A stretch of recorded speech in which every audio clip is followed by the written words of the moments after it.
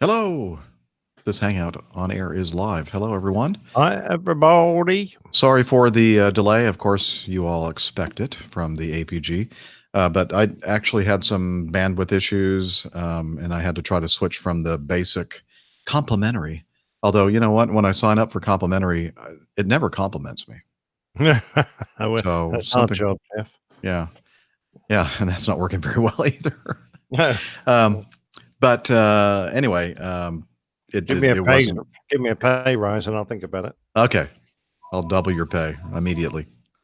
So anyhow, I thought I went down to the front desk and say, okay, here's $12.95, or I gave them my credit card, and I want the faster service. And yeah, it didn't take. It wouldn't work. And so I had to talk to an IT guy. So I've been on hold for a little bit with an IT guy somewhere, and he throttled it from behind the scenes. Yeah, that's not what I mean by throttling. Yeah. You have another definition for throttling. I know. Well, I'll leave that alone. Family show. It's a family show, folks, and I see we're live now. So, hi guys. Thank you. Sorry about that. The refrigerator repairman, the Maytag refrigerator repairman.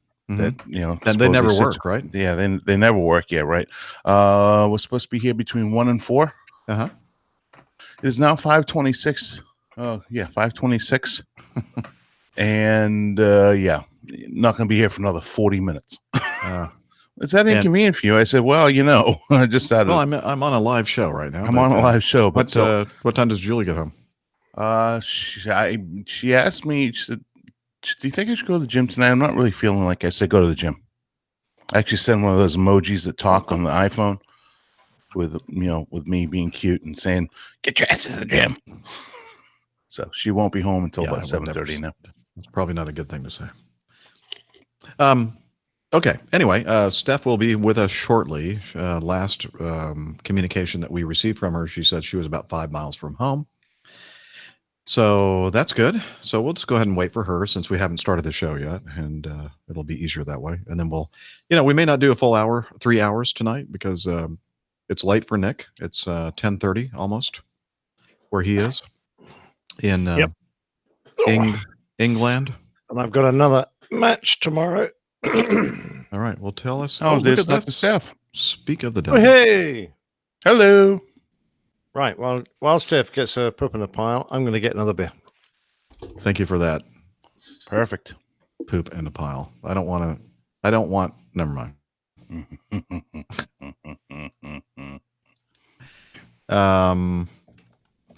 Let's see.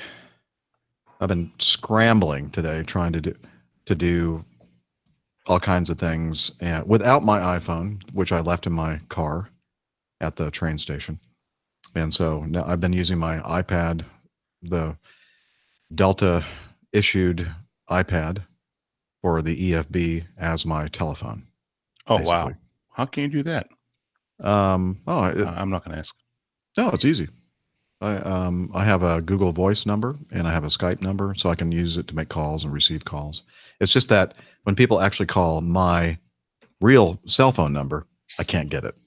It goes to the cell phone, but messages works just fine. Yeah, obviously, I've been responding. Yep, and so I've been doing an extraordinarily lot of things that I didn't think I was going to be able to do. It's not quite as convenient as holding a small little phone in your hand, and like when you're on the train in the airport or whatever to do stuff. It's kind of a little bit more difficult when you have a big 10.5-inch iPad Pro. So, but it's working. Hi, Steph. Can you hear me? Hi. Can you hear me? Can you hear Yes. me? Okay, good. Does it sound like it's coming through the correct? I think it is. Yeah. Channels? Tap. Yep. You got it. Yay. You didn't have to change it? No, I just had to turn it off and turn it back on like I always do because it never connects right the first time. But then once it realizes that's what I want to do, then it's fine. Oh, good. I don't know. But my audio hijack quit unexpectedly. So. Oh, well, that never happens. Never. And I always say that. I have a beer and a frosty mug. So. Ooh, nice. And it's Friday afternoon. Yeah. Friday. Dr. Steph, thank you, by the way, for your Oh, you're welcome.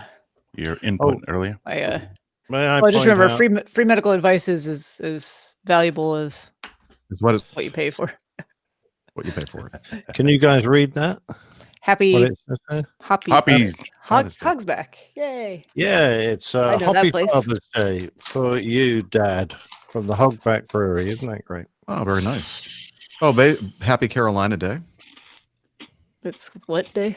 That's what I heard somebody say in the restaurant for lunch as we were walking in. Yeah, it's Carolina Day. Not familiar with it. Yeah, Neither look, is anyone that lives in apparently not. Carolina. Carolinas. Maybe it's just South Carolina Day. Well, you know what today is, right? It's Carolina Day. Friday. No, Friday. it's the Rainbow 28th. Flag Celebration Day. The Pride World- Day. What's that? No. What day? Uh, I don't know.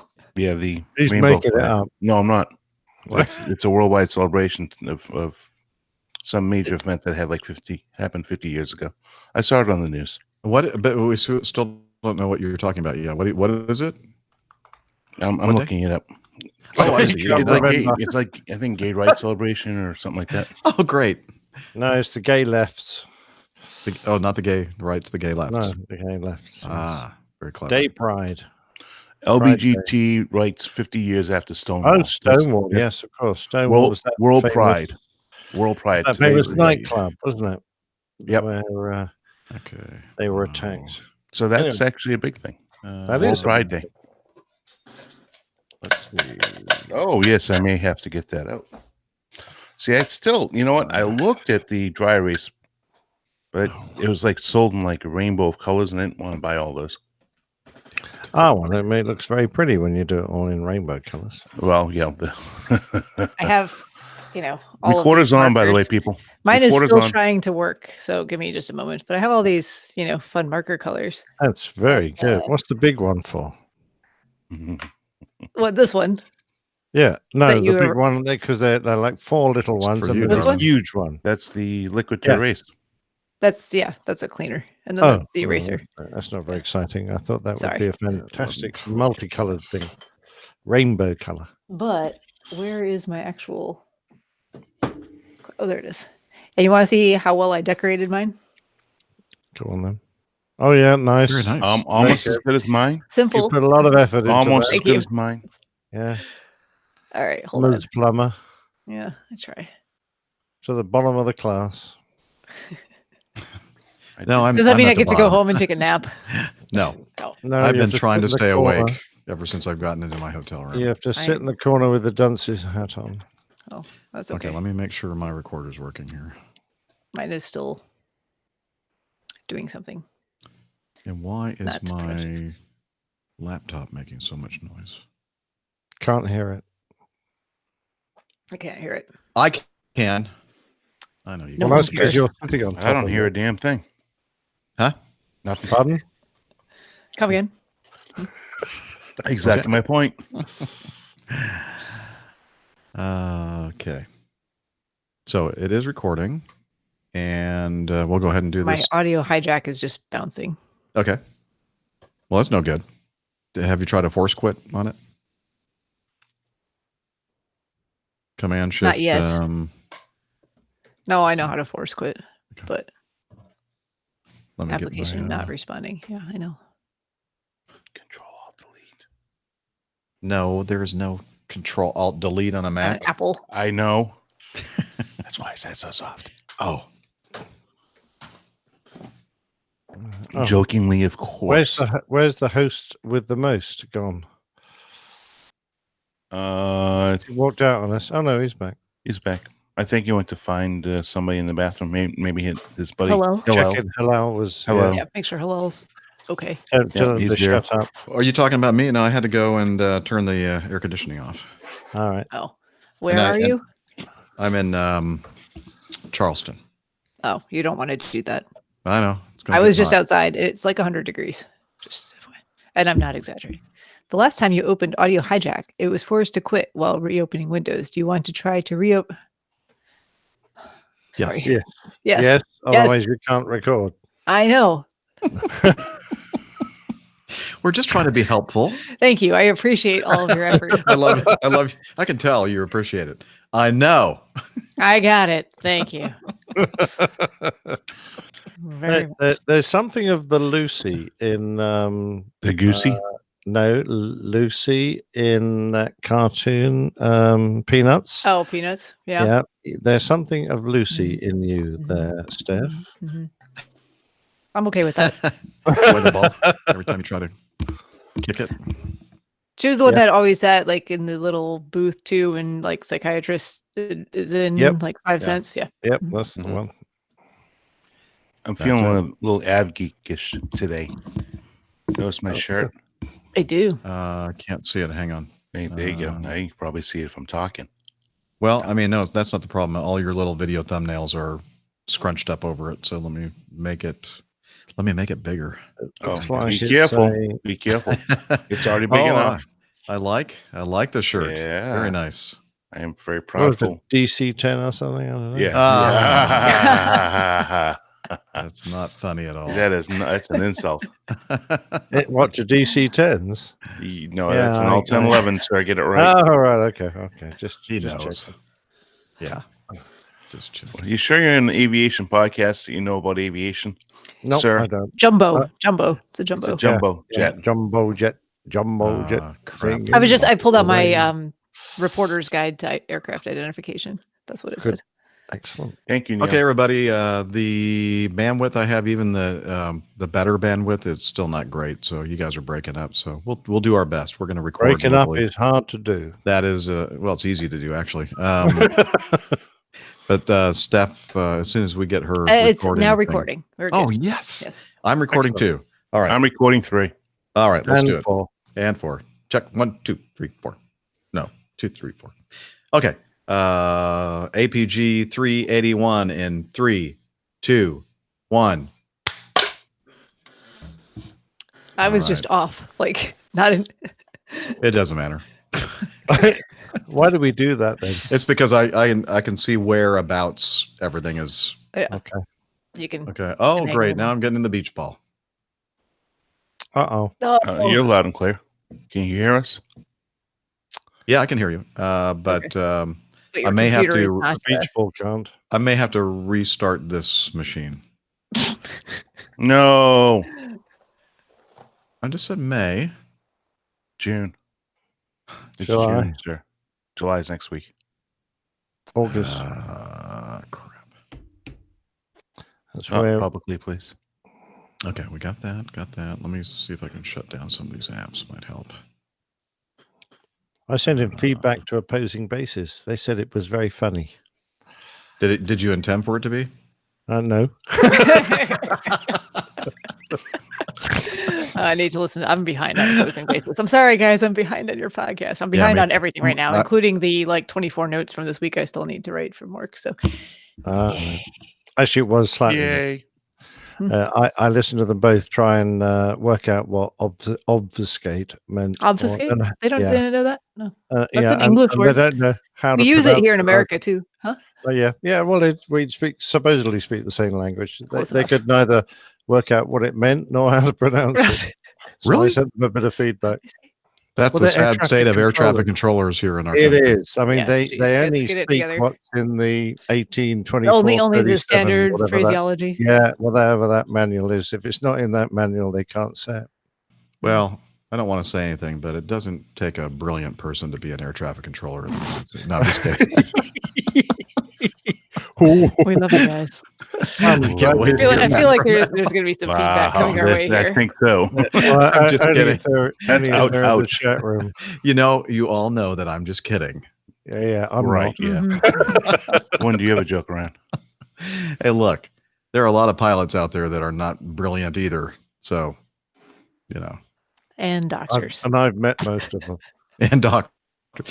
Are you saying No, I'm that's not probably the whole I'm- spectrum, right, I'm Steph? not Oh being yeah. oopid. Oh yeah. I'm not being noobid. Is that what you're trying to say? I am. No, we're not talking about you. I know you're not. Not in I'm front a of you. pilot. though. Only You behind just your re- back. You just referred to. No, I said I know a lot actually, pilots. Well, that are- actually, in 90, I was quite surprised now that I listened back to it and how complimentary you were. Really? Wow. Yeah. That's Jeez. probably good. I didn't know you too well back then. I really had to pay you. I remember having to buy you some drinks. The more you get to know someone, the more you realize their faults and shortcomings. Yeah. Okay, let me do a sound check here.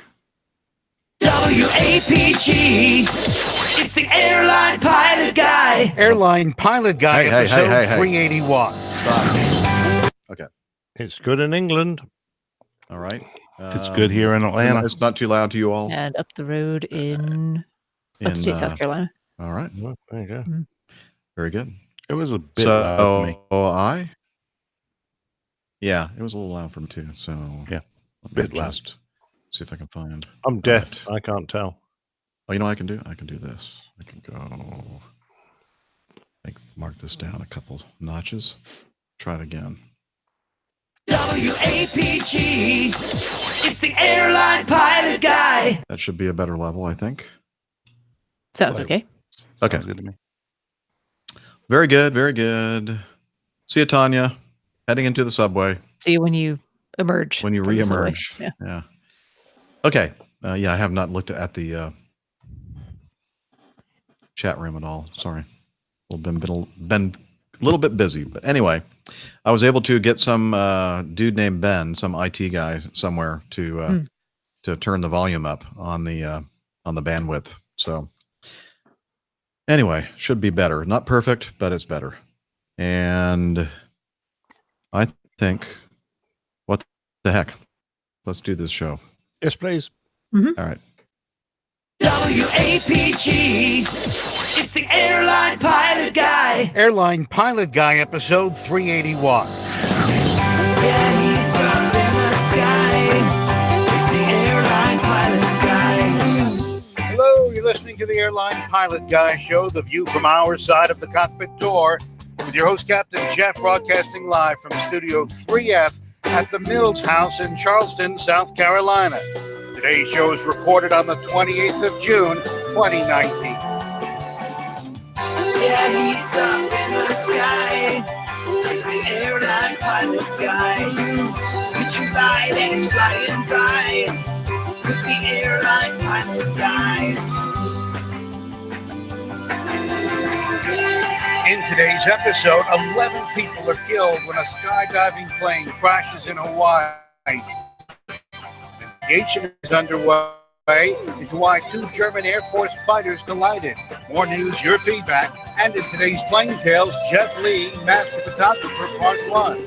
You'll get all settled in, tray tables and seat backs in the upright and lock positions. Electronic devices powered on. I'm Radio Roger, and Flight 381 is ready for pushback. Thank you, Radio Roger. He is a real radio professional in the largest media market in the world, New York City. We do appreciate that, Roger. And this is an aviation podcast where we talk about news and aviation between shows and also answer your great feedback. And here to help me with that, from her lakeside studio in South Carolina, she's a doctor, a skydiver, marathon runner, strength training junkie, IPA connoisseur, and commercial multi-engine instrument-rated pilot. Her name is Dr. Steph. Hey, that is me. I will do my best to help. I can make no promises or guarantees.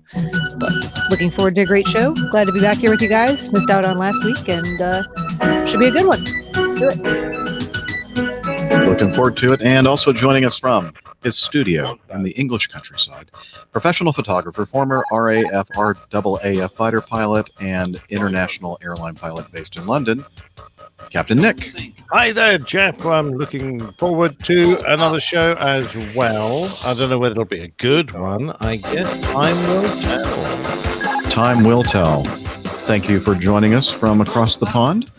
And finally, last but not least, he is in a studio near the Concord Covered Bridge in Smyrna, Georgia. Barbecue master, motorcycle rider, pontoon boat skipper, underwater photographer, and captain for a major U.S. legacy carrier. Captain Dana. And hair fashion model. Hair Yes, fashion model. And I am back for another show. I'm surprised I'm invited back. No, I'm only really kidding. I may contribute this evening, but I may not. But we'll see. Looking forward to another fun, fantastic show. And I'm having a bad hair day today. Exceptionally bad, actually. You'll have to watch the video, folks, to see his lovely hairstyle, or either that or something. Some like large insect just dropped on top of your head. I'm not sure what. Well, it's just so hot here. I just had to put on my really warm hat to stay cool. That's perfect. So Yeah, don't let that heat escape. Keep all the hot air in. Exactly. Well, I'm full of a lot of hot air, as everybody knows. Yes, well, we all are. And I'm feeling like an av geek this evening because I am wearing a shirt with a beautiful L1011 on the front of it. It's beautiful. Very nice. All right. Well, hello, everybody. How's everybody been? Meh. Meh. Meh. Okay. Well, It's a recipe for a great show coming up. Perfect. I'm glad everybody's had a great week. Well, let's go into a little bit of detail then to find out how crappy your week been. And let's start off with Captain Nick. Well, my week hasn't been too bad. I'm just trying to cram a quart into a pint pot at the moment to get everything I need to do before I set off in probably around 2 weeks now, isn't it? Yep. I set off for Atlanta. Looking forward to it. Got my tickets today, all sorted. Yeah, I've still got some leftover American dollars to bring with me, so I don't need currency. I've got passport. I've got my 25-year pass to the Virgin Atlantic lounge at Heathrow. Ooh. Yes. Wow. 25 it's like- years. yeah, you guess what you get for your 25 years. You get a free pass that you can use any time for the rest of your life into all the Virgin lounges. So that's kind of worth it. Yeah. So looking forward to coming out, looking forward to seeing you guys, getting very excited about that. Sadly, there's an awful lot to do between now and then. And I also spotted a new car. I thought, damn, there's this 800, it's only got 800 miles on the clock. It's a new Audi TT. It's got everything. It's only like 6 months old. It's got everything you could possibly have on it. Looks fantastic. And I thought, that would be just the perfect car to replace my old airport TT that I used to drive and leave in the airport car park all the time. And that we could cruise around in Jilly and I. And I don't think I've got time to buy it before we come out. So it'll probably have been bought by somebody else. I forget. Are they all convertible tops? I don't think No, you can get coupes and yeah. I'm looking at a nice roadster, but it's just got all the singing and dancing stuff on it. So I thought, well, that'd be really nice. I could never afford that in the new one. It's like it costs a bomb. But anyway, if anyone from Audi in Yeovil is listening, I think you should. Yeah, please hang on to that for me because I want that one. All right, we'll cross our fingers. And hope So that- why aren't you making a bid on it? Why not? Well, I haven't got time to go down there and take a look at it. It's a long drive and it'll take a day. And at the moment, Aren't I you just don't Yeah, have. don't Retired? Aren't you retired? Don't we have friends in England He that is a have busy airplanes, man. that own airplanes, private airplanes that you can just hop on the airplane and maybe some pick you up and take you down there? Well, that would be nice, but I'm just looking at my diary and going, I probably haven't got time for this. But you never know. I might. It might still be there. They might still be there, and it might be a couple of thousand cheaper by then because no one's bought it. You never know. That's There you true. go. Anyway, Or something better will show up. Although you never are know. retired, so you're in a fixed income, so you might not be wise to go ahead and spend all that money on a new vehicle. Mate, I'm going to die in like 5 years, so I'm going to spend it before then. Okay. There you go. That's my Perfect. philosophy. Spend it while you got it. I want the last check that I write to bounce. Oh, very good. I like that. I didn't come up with that, but I already like that wrote very it. much. Yeah, you can't Excellent. take it with you. Can't Nope. take it with you. Now, the And Brinks that's truck cannot follow you to the grave because there's nothing you can do with it there. Yeah, and that's the check you write to Dignitas, that bunch in Switzerland that will quietly end your life for you. Is that right? Perhaps. I don't know. Have you been? Depends on, have you depends on been the researching circumstances that? surrounding. Oh, of course, yes. It's very well known that if you want to quietly depart this world, you go off to Switzerland and visit Dignitas. Oh, okay. Well, that's uplifting. Thank you. It's a great way to start the show. Yeah. We're planning our own We, demise we here. already have the name of the show for the night, for the week. No. So, how's the lawn bowling going? That's very good. Had a match tonight. I had to drive about 2 hours to get there. We started early, played well enough to win, which is brilliant because having gone all that way, it would have been a shame to lose. Managed to get back in time, which is a bonus. So yeah, but at the moment, I've just got to try and squeeze a whole month's worth of games into the next 2 weeks. Hence, I'm, pushing poop uphill. It's hard. Okay. It's been a theme for Nick tonight. I'm not sure why. Pushing producing poop, so much poops in a poop. pile. Not even poop, it's pup. I'm not sure why he's producing so much of it. I'm trying and not to why he's use moving it the- around so much. I don't know. He apparently likes playing with it. No, I it's, see. no, it's not it at all. I'm trying not to use the euphemisms. That's what I'm trying to use. Oh, okay. Well, thank you. I guess we should count our blessings. Yes, exactly right. Family show. Family show. Yes. So the bowling is going well. It is. Thank you very much indeed. Yes. I'm feeling very healthy and sleeping well and feeling like I'm rejoined the human race, which is, for me, just a strange feeling after so many years of being jet lagged. It's a really, really nice place to be. Excellent. That all blanked out for me, but that's okay. Luckily, we're all doing It was well. nice. It was something a very nice. nice comment when you listen back to it. You'll enjoy it. Okay. I look forward to hearing it. I just looked down and was hearing nothing, and everybody was completely frozen. I went, oh well. That's great. I'm looking forward to seeing you in a couple of weeks, Nick. And let's see. Let's do Dr. Steph. Mm-hmm. So I last saw you all 2 weeks ago. Yes, I missed you last week. That's right. Yeah, you did And I did a miss you. very quick little Oh yeah, that's right. Kind of appearance a on hello, the show. goodbye. I was in Chicago. I was there teaching a spine injection course, or helping to teach it, I should say, because it certainly was not all me. But that's kind of a fun thing for me to do, a little different, and a nice way to catch up with some other colleagues that I haven't seen in a while. Actually, it was actually very nice in Chicago. The weather was beautiful. It was like in the 60s, 70s. Rained a little bit, but apparently we had some bad storms here while I was out there, so I missed out on all of that. Aw. Fortunately, I'm not sad about it. Oh. It looked pretty terrible. Yeah. So I don't think it actually affected my house too much, but I know friends of mine were without power for like a day and a half in some places. Pretty bad. That's no good. And gosh, what else since then? Got to catch up with some friends while I was out there in Chicago as well, some family, and similar to Nick, just trying to cram a whole bunch into not a lot of time. Did get to do some flying this week, a couple days ago. Set aside about an hour and a half and just did some stuff in the local area and some traffic pattern work, and it was fun. Excellent. Kind of nice to get back up again, huh? Yeah. So trying to do more of that. Hopefully it will keep me sane, since work just seems to be insanely busy all the time anymore. Well, we hope we will provide a distraction for you on today's show. Big plans for the weekend? No, it's gonna be hot, and I plan on spending quite a lot of time in the lake. So a little bit of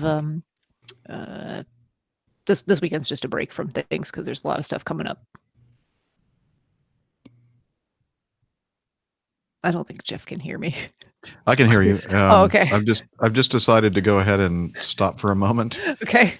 because Yeah, we were wondering how long this pause was going to be. I know. The pauses kept getting longer and longer. I'm like, oh man, Longer. Like he's really. So I'm I don't think he was frozen, but he was actually listening. Yeah. I was actually listening, and I'm trying to find in my utilities and my activity monitor. I'm trying to find the offending piece of software that is causing my machine to cook. And No, it's just the temperature outside. well, that too. But Turn it's off the air it's conditioning. That'll be not the microwave responding. app. iStat menus. It's the thing Oh, that my watch is says the it's beach only ball 91. thing. That's not Okay, terrible. come on. Okay, sorry. Very well could be that your hard drive is pretty full. No, this is not on not this machine. No, okay. No, I know what it is. It's a service that's acting up right now, and I need to end it. Not my life, but the life of this. Yeah. There's a place in there, Switzerland. there is a theme that we're on this Yeah, evening. So there's a let's- place in We are Switzerland. a self-ending theme. Maybe they could just gently put your computer out of its misery. Okay, it is not. That didn't help. Dang it. I know it would probably help me restarting this computer, but this is the computer that is on the Hangout, and that's not going to work very well. You know, because if I'm gone for more than a certain amount of time, then it could do end the whole thing, right? So what's happened in the past? Huh? Huh? Am I breaking up again? Yeah, we Yeah. got about 40% of that. Darn it. 60% maybe. Oh, Neil just says just turn off Tinder. Oh, Ah, okay. there you go. I don't even have Tinder. Never used it ever. Uh-huh. So Oh, really? It's Let's probably hope it's not Grinder then. I don't. No, definitely not that. What? But can you do that on the Mac anyway? Isn't it something you do on your phone? Probably. No, excuse me. I don't mean the act of. I'm talking about mean, Tinder, by Mac- the You way. can be creative. I don't know. Sorry. Oh boy. Taking a weird turn. Well, Just gonna go back to drinking beer over here while you figure out whatever is going on in your. I'm going to too. I'm drinking my Fly Acme Airlines Captain Dana cup. I've got it with me today. Actually, So- I have misplaced mine somewhere, and I'm very upset about it. Oh, I would be very upset because I love this thing. That'll be Love one it. of your dogs. Probably, but I actually do have my Acme pint glass, which you can't really tell because all the You foam is filled in it the way full of of the little. beer. Oh, that's called head. Yeah. Head? Who said head? I'll have Oh, some. hey, of hey, that. That's head. Mhm. That's beer. Head. Yes. Head on the beer. I was trying to show the logo, but I don't think you can see it very well. No, it's No. no. I It's can see there, a I little bit. promise. Yeah, Yeah. Maybe you can.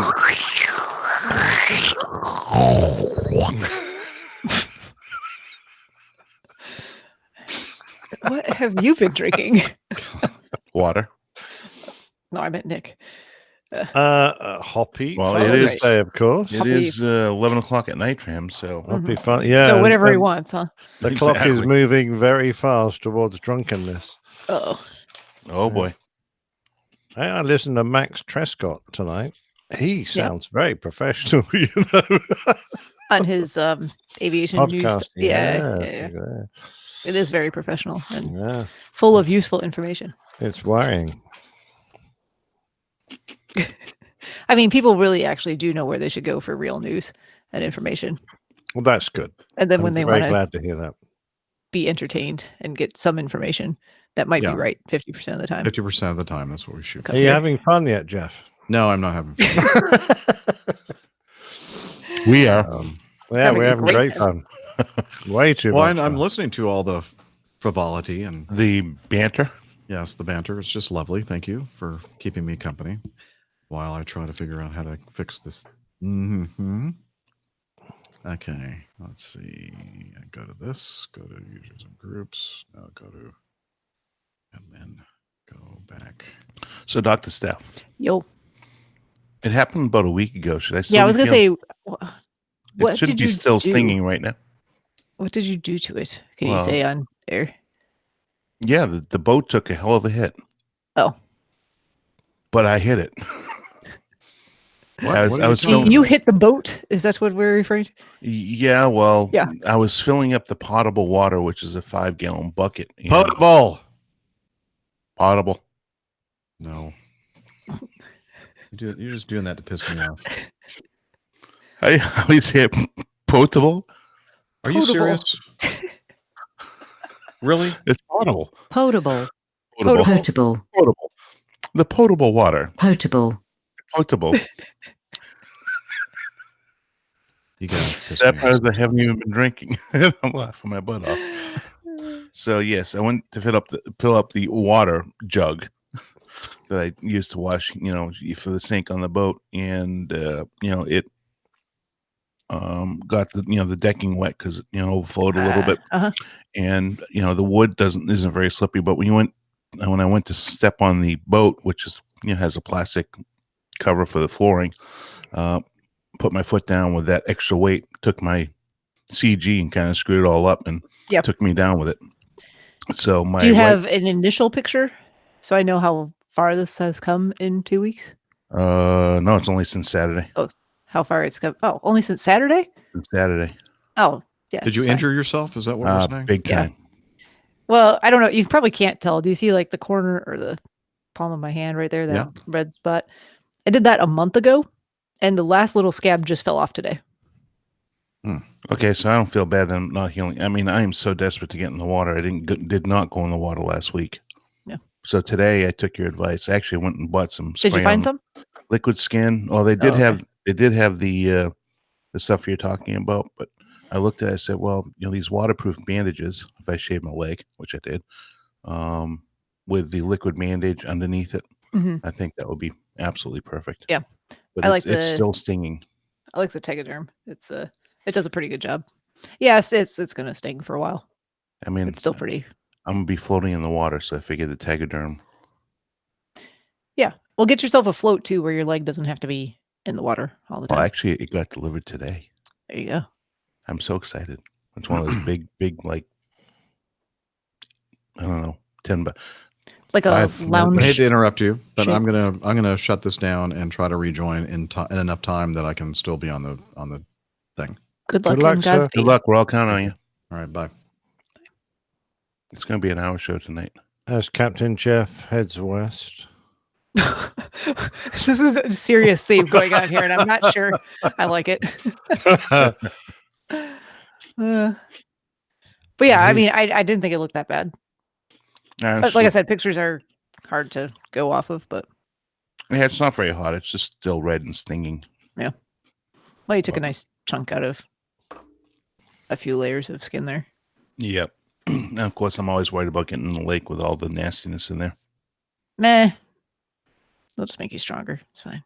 No, I really wouldn't. My I would leg cover will it. fall off, and my luck. It will, Of course, it'd take care of that problem though. Yeah, it would actually. But remember last year how I had that little incident with the rope burn? It's in the exact same spot. Ouch. Yeah. Okay. What, your groin? No, that's I was still alive. I think we rendered David speechless. I was there. That about- great. I was about to say a whole lot of things, and I looked up and I see live. So yeah, no, I am not going there. You almost got me there, Nick. Well, good to see. I have a But, little more as long composure as- these days as I become a little more professional. I mean, no, I'm never going to be professional. I have a face for radio. Luckily, none of us are. I have a face for radio and a voice for TV. So I don't have either one of them. So that leaves you with like Absolutely nothing. newspaper, Yeah, pretty much. print And I- media. Yeah, I mean, I can type pretty quick, but that's about it. Oh, hello. That's Truman. Hi, Truman. Are we timing Jeff? Well, he only has so long. I'm not really sure how long that actually Well, is. It's like a couple of minutes. Yeah, it's not very long at all. And Yeah. I didn't start a timer. I don't know if Liz is paying attention. I'm sure she is. She pays attention to Gail said she's learned something from this podcast, flow control. Well, is that something to do with your bladder, Gail?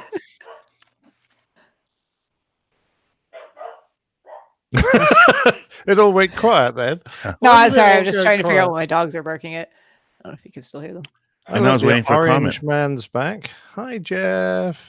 Hello. Hey, Jeff. Hello. He's shaking his He's- head, and now he's kind of. he's got pixelated changed. and He's green. really out of focus. A new shirt on and everything. Oh, my He's God. in a different room. He even moved that. He Wow. moved. It was a white background. It's blue now. Yeah. That's I'm neat. working on it. You shifted to a new room. That's very clever. His hair's even standing straight up now. Yeah, I know. It's neat, isn't it? I think he stuck his finger in the socket. You know, I can hear He you. was trying to take. He was trying to end things quickly. I am able to hear you. Thank you. Oh, sorry. Why is his mustache curled? You know, I was going to say I'm looking forward to seeing you all again in Oshkosh, but I'm changing my mind now. Yeah, that's right. We're going to get Nothing you can do about it, though. You are stuck with us, You are stuck. We are all coming. Damn it! and we're all going to be in a small enclosed space. it. Very With true. flatulence. You know, No. We're buying I- you a set of those special shreddies I- that filter, charcoal filter your underwear. your Someone needs to bring the poopery too, because that stuff actually works. It's Poopery. great for poopery. cruise ships. Yeah, poopery. We've I had think enough it's potpourri, poop isn't it? tonight. No, no, Potpourri. it's a Oh, it's something a actually called product. poopery. yeah. You spray it in the toilet bowl, so it Oh. traps the bad scents. in the toilet bowl. Oh. Oh, really? Okay. Well, between Jeff and Nick, we don't have to worry about being able to use the onboard lav because it'll be full with all the beer they're going to be cycling through this system. Absolutely. Renting actually. Well, I They'll be think renting the beer. that we're going to be very close by one of the bathroom/shower facilities. Excellent. But we do actually have a bathroom. There is a and bathroom shower and a shower, in the yeah. RV. Actually, Yeah, but a real one Oh. little on a concrete floor. I'm With probably. all your local friends. So don't bend over and get the soap on a rope.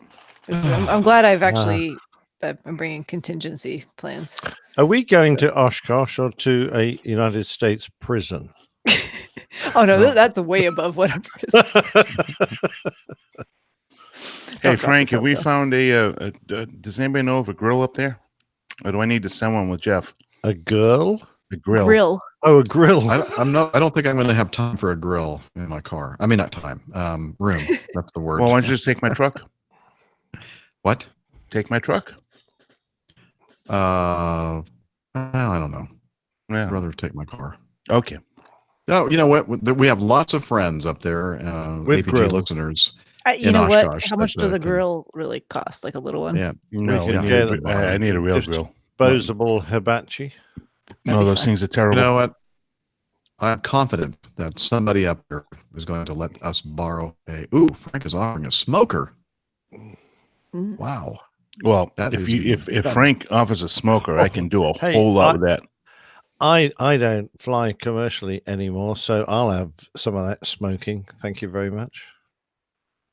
Frank, that's different. anything And that I don't can- know that that's legal in Wisconsin. I don't know. Oh, Frank, It might be. oh, don't anything- disappoint me now.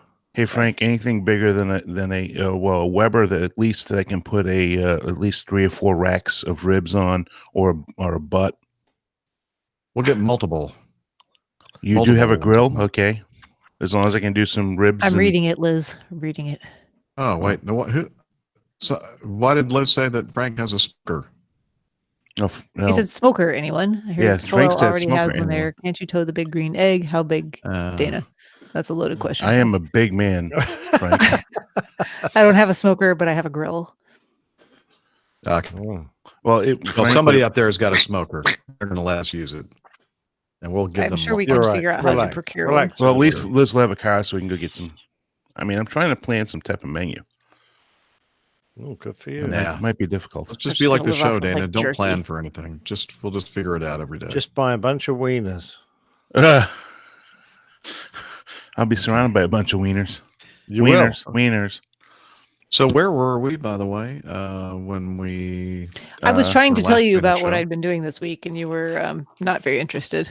You completely Nobody is. ignored Every her. blank look on my face. Yeah. Okay.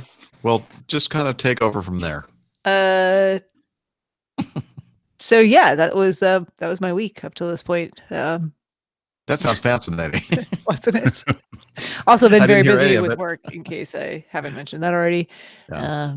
But yeah, should be a nice weekend off, and then I'll be fairly busy as well, just like Nick, trying to cram a whole lot of things into a couple short weeks time, and it'll be fun though. Looking forward to it because Excellent. it means I get to see you guys in person. Yay! Yeah. She's just saying that. She doesn't mean it. It's true. That's true. Dana.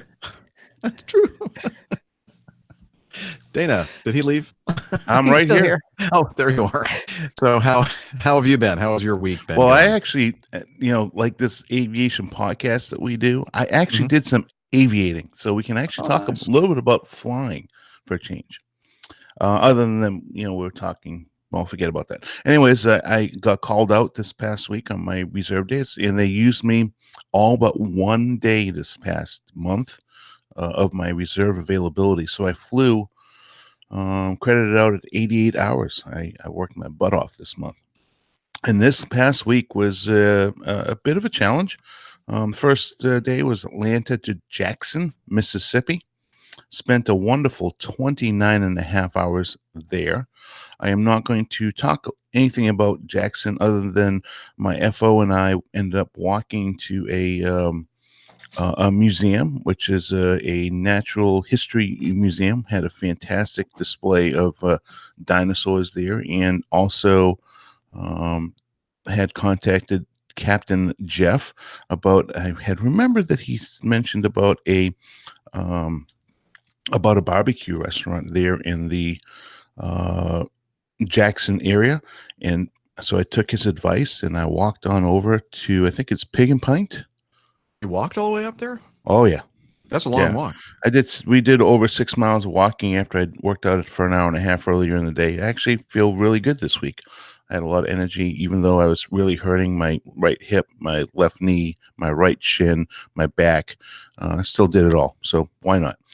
Only live life once. So it was actually a pretty nice day for walking. It wasn't overly, it was very, excuse me, it was very humid, but the sun wasn't out, so the temperature wasn't very hot. So we did it pleasantly.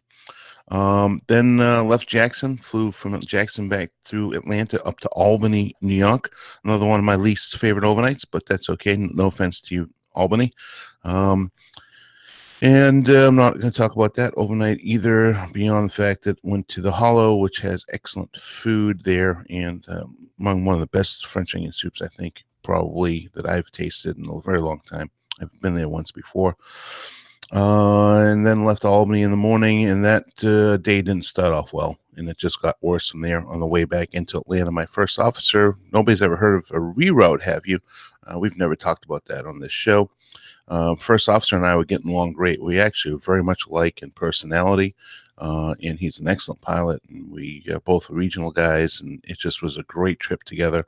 And of course, what happens on the last round trip, he gets rerouted, and I lose him, and I end up with another first officer who was nothing bad to say about him. He was a great first officer, former military Navy guy, flew the C-40 in the Navy, and C-40 is the 737.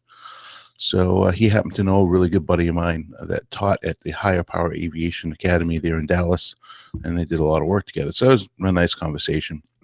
But going up to Buffalo, happened to notice on the paperwork that runway 5 and 23, which is the long runway in Buffalo, the longer runway in Buffalo, was closed. And that runway 14 and 32 is the only thing that was available. So I contacted my dispatcher and had her run the numbers, because there's only 7,100 and I think it's 21 or 31. I don't have the paperwork right in front of me. Only 7,121 feet available. And the ILS 2 runway 32, which is the runway that was active, was not available at all. So it's purely a visual approach using PAPI. So I was originally going to have my first officer fly up there. And I said, you want to know what? That's short of a runway, then that's pretty short for the Mad Dog. I will take I'll take that leg. Made a short field approach, touchdown. I dropped it down to just come over the top of the fence and touchdown just past the numbers, because the LPR, which is a Landing Performance Report, I think is what the LPR stands for, showed that we need to touch down within the first 1,100 feet. No, excuse me, 2,000 feet. Originally, when she ran it, was 1,100 feet, 2,000 feet on a 7,000 foot runway. And then I only had a stopping distance of about, they're saying 5,000 feet. So is what they were calculating that I would need to stop the airplane. So as you can imagine, on a 7,121 foot runway, that's not a whole lot of space. More And- than LaGuardia. Well, yeah, pretty much. So it required me to use max brakes on the LPR and flaps 40. So the airplane stopped and stopped real fast. Did you say it was wet? No, not wet. The LPR said it had to be Going everything. in and out of Everything. LaGuardia all the time, and never had to use max brakes. Yeah, well, It's fun. I went by the LPR, so if anything happened, if you come back, the FAA questions that the only thing that we were legal based on the winds, and it was a direct crosswind to a slight quartering tailwind, 1 knot tailwind. So I just went ahead and went with the data that I was given to be on the safe side. because if anything should ever come back and the FAA would look, well, why didn't you do this, this, and this? Well, I did exactly what the company and all the performance said. So that's what I did. So we had no problem stopping, put it down. And what I do is, as you do, Jeff, is I communicate everything with my passengers, let them know that the landing will be a shorter than normal landing, and that it won't feel like it normally feels, because I'm not going to try to flare. And well, I did flare a little bit, obviously, but I tried to give it an initial soft touchdown. But and I did actually get a really good touchdown out of it, but I wasn't going to play with it. I wasn't going to try to nurse it on. So I just put it down and stopped the airplane. Of course, going up there and coming back, I had no auto throttles and no VNAV, so it was all old-fashioned vertical speed IAS, and the auto throttles were not operative. They were actually split, and I did not use the system, but the way it was written up, it was about 5 ball lengths, which is the ball of the throttle. It was separated by about 5 of them, so it was probably a good 4-inch split. So I didn't even. Family show, ladies and gentlemen. I'm talking about the throttle. I'll bet you are. Yes, I am. I'm throttling all the way up. So, anyways, no auto throttles on, no VNAV. So I really had to fly the whole thing manually all the way down. And then once we got there, we had a auto pressure controller on our pressurization system go on us as well. So I had to write a crew placard on that, and to take care of talking to our folks down in the OCC and maintenance. And then coming into Atlanta, well, the ILS FMA comparator came on. I had they were both flashing, which I've never seen before. I've seen where the one stays steady and the other one's flashing, and I looked up the reference in our manual, and if I remember correctly, it's the side that is steady. That's the failed side. I can't remember. I read it so quickly because we're on downwind.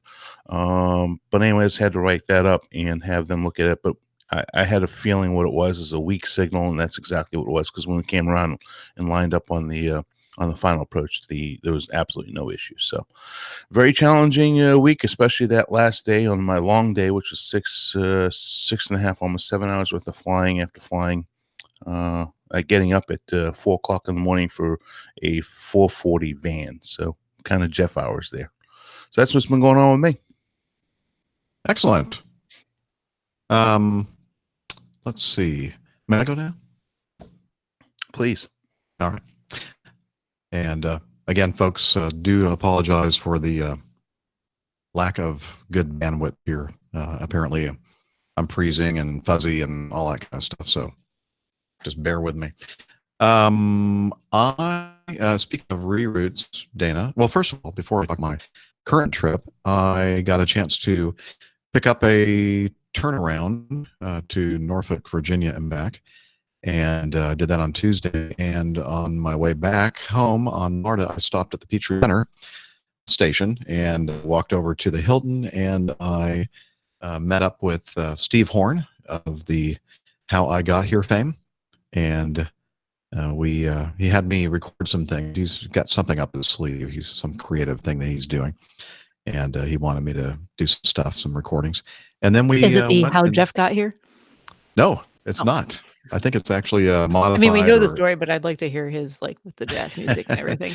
No, it's up to date. It's an up to date thing on how he got here, I think, is what he's doing. But it's going to be pretty, he's explained how he's going to do it, and it's going to be very funny. So I look forward to hearing that. But we went and had some lunch, and then I got back on the train, headed home, and then had a day off, and then back out again.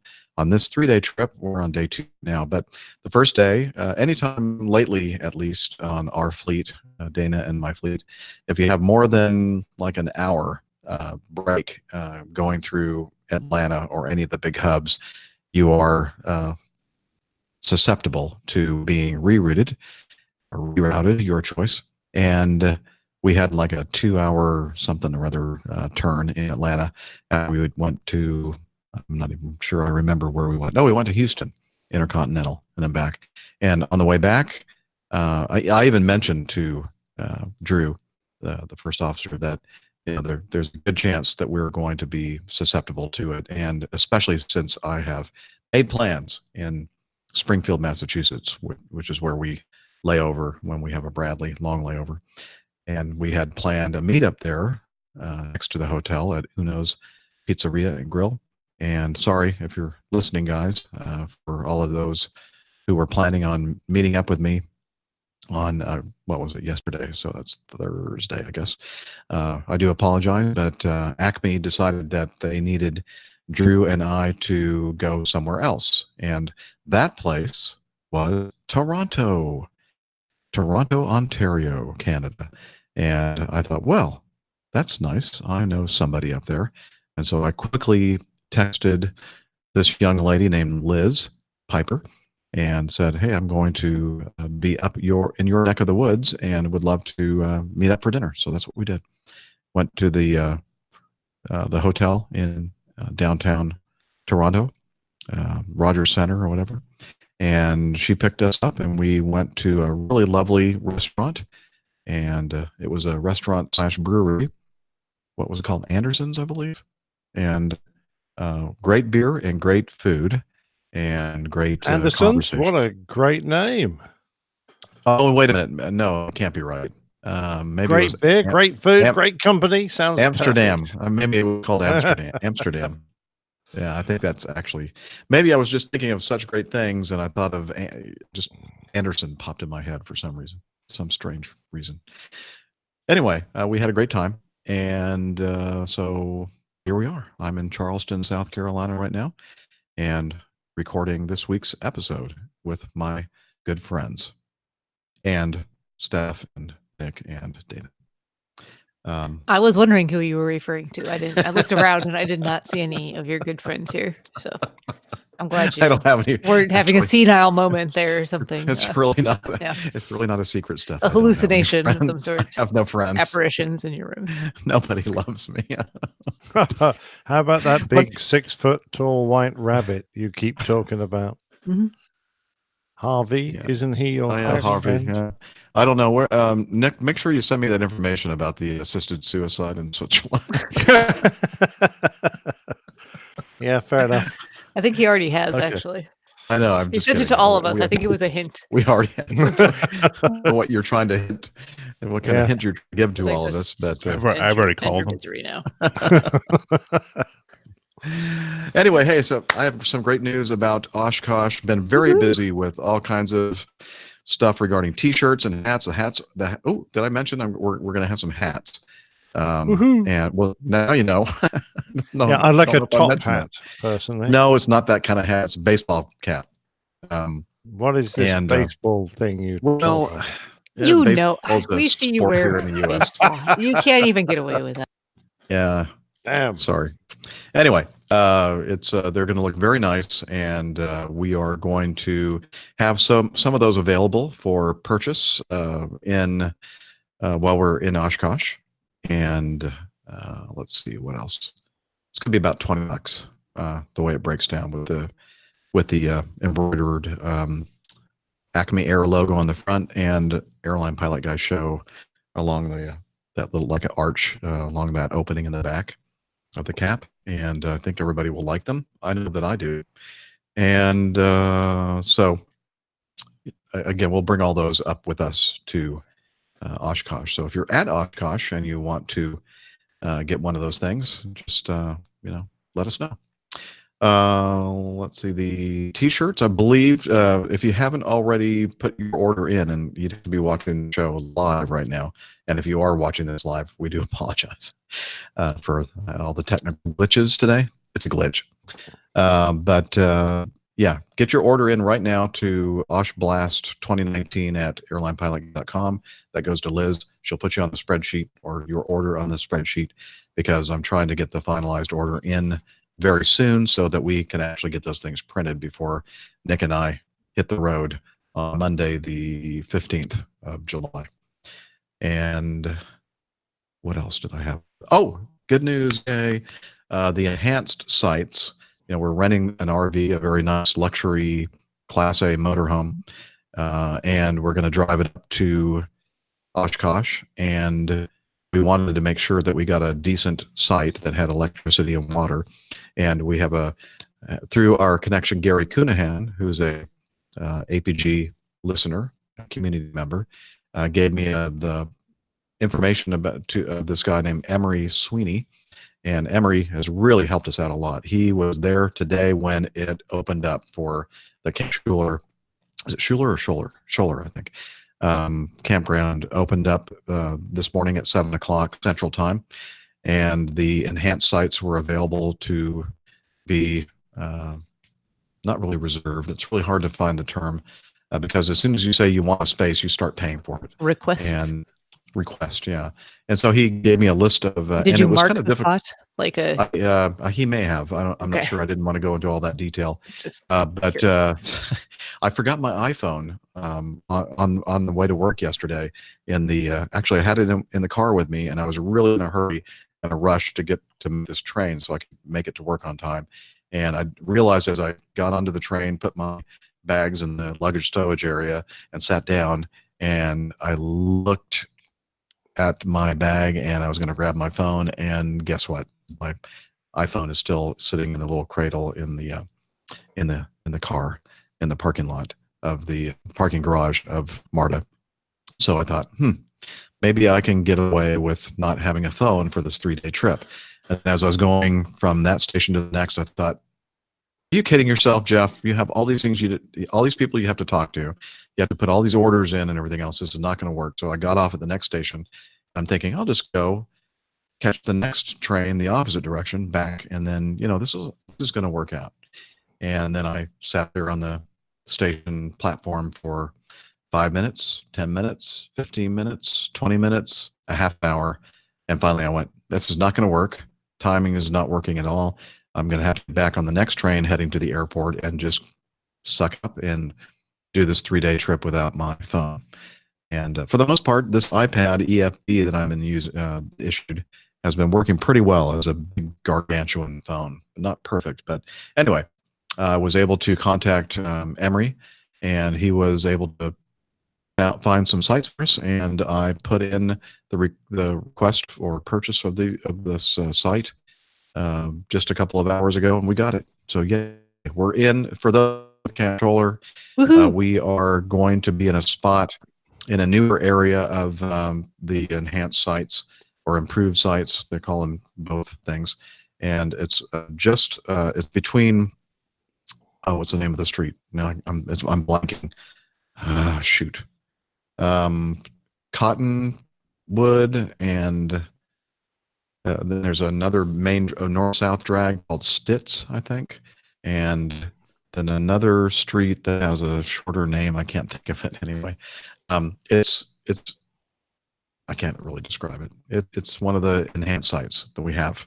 So our money's on it, and for those of you familiar with the Camp Controller, you might have some idea of where we are. Just ask me, text me, and I'll give you the exact location. That's brilliant. So we're very happy about that. Yeah. So I'm excited about that. So we don't have to worry about not having a spot for the RV. And and by the way, I was driving on my way home today next to one of those large Class A motorhomes. Have fun. Driving it, you mean? Yeah. Yeah, it's huge. Yeah, they're like the size of a 3-story building, aren't they? They're fairly large. The person whoever was driving the one that I was next to was doing a very nice job of. I mean, we were moving like 10 miles 10 miles per hour to be fair, but yeah, I did not envy his task. Well, Captain Nick and I were going to do a bang up job. Oh yeah, that's what I'm worried about. You get it's the banging and upping I'm worried about.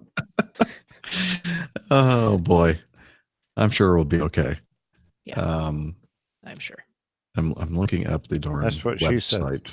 address. Okay, electric and water campsites, improved online process. It was a very confusing process, by the way. And I'm still a little bit confused about it. Okay, select from the map below. Okay, it's between Elm. See, I told you it was a short name. Elm Avenue and Cottonwood Avenue and Stitz Road. So I'm glad they for those- chose aviation terms for a website at the airfield. Yeah, I don't see any of the road names that have any aviation tie at all. Lindbergh Avenue, Alma Avenue, Cottonwood, and then Limburg's okay, isn't it? well, yeah, Lindbergh is, yeah, that's true. Yeah. But is it Lindbergh or Lindbergh? Lindbergh. Okay, so it's like Yeah, so Charles. Charles, yeah. Okay, Anyway, fair enough. so we're happy. We have our Hooray! spot. Well, that is Hopefully it's a such good a one. relief, actually, Jeff, because it could have Yeah. been a nightmare if we hadn't got that. Right. Then we would be in the parking lot of a Kmart They don't have a Walmart in or a Oshkosh? Walmart. Can't we at least? Yeah, can't we at least go to McDonald's? We'll get Hopefully usually the a McDonald's lot is of the in the Walmart. a or lot in of the the same parking Walmarts, lot. the super Walmarts do have McDonald's. So you actually, now that I'm This- thinking about it, that actually might be a big plan.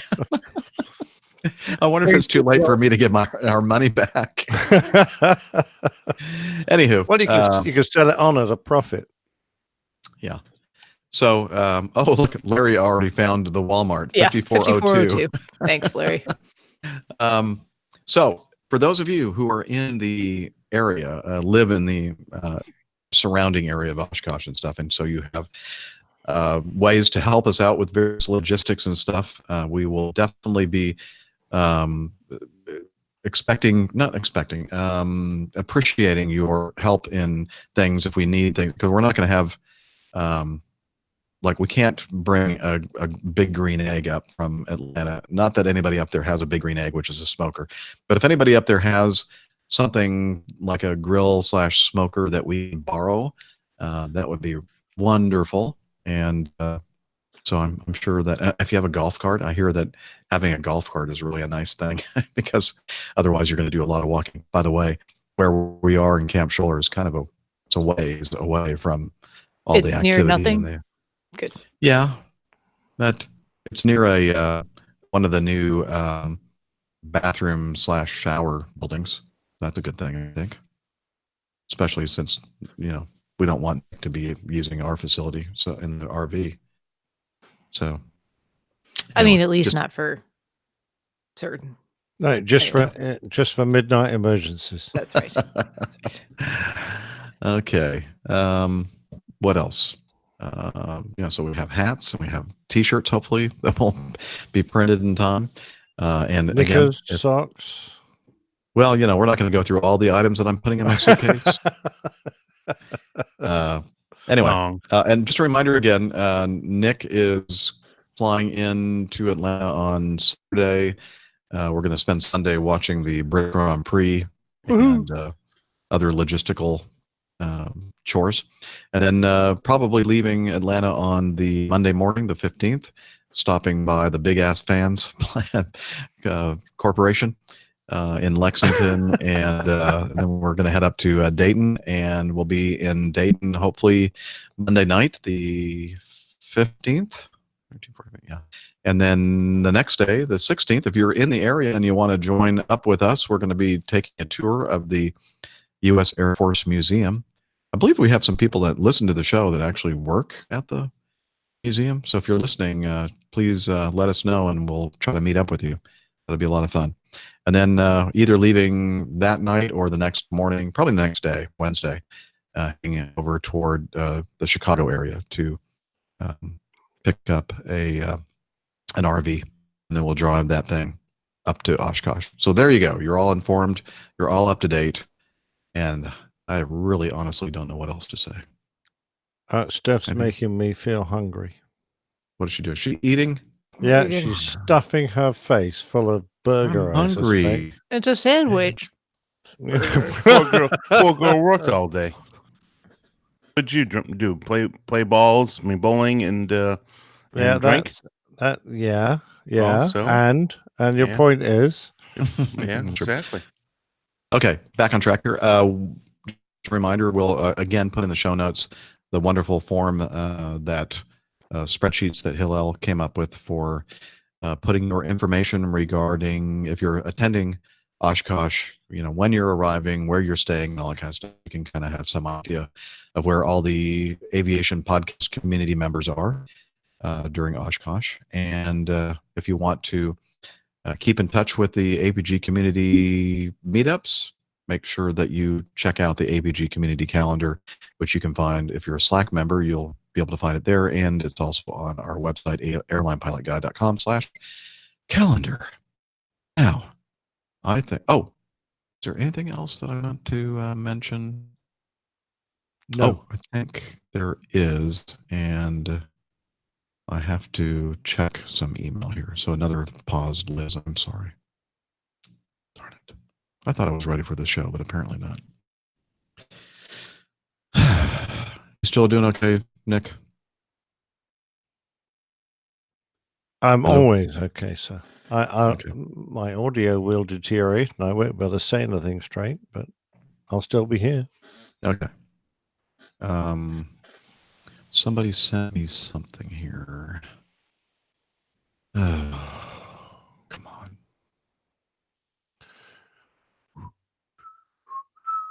Now don't start acting up on this computer. Okay. We're almost there. Okay. I am ready. Okay, the last thing I want to do before we talk about our great Coffee Fund Club members is I received this from Kelly Winierski. I hope I'm pronouncing that last name right. Winiarski. Winierski. She says, "Hello, I'm not sure if I'm sending this request to the right spot, but I'll give it a try. My husband is an avid listener of the podcast. We have listened to many episodes on the way to Dayton, where her father lives and flies for FedEx. Less than an hour ago, he became a private pilot," her husband she's talking about. "Unfortunately, I can't be with him to celebrate as I'm in Poland with his family and our son. I know you occasionally give shout outs for those kind of aviation milestones, and it would really make his day one. His name is Pavel Winarski." Oh, sorry, Liz. It's already in the feedback section. Okay. Never mind. Then just forget you heard anything. We'll just go ahead and put that in the feedback section. Sorry, Liz. I didn't see that there. Okay, we'll just cut this out. Just forget. If you're watching the video, just... Yes, you need one of those flashy things that Men in Yeah, Black have. Yeah, just If I had my iPhone, I'd Stare at do the this flashing screen one. now. just look at the light here. Yes. What a mess this show is this week. I'm sorry. It's all my Oh, fault. we're loving it. We're having a blast with it, actually. Shut up. Shut up. Hey, you know what time it is? It's time Coffee for fund. this week's beer. Coffee Beer Fund. time. Here we go.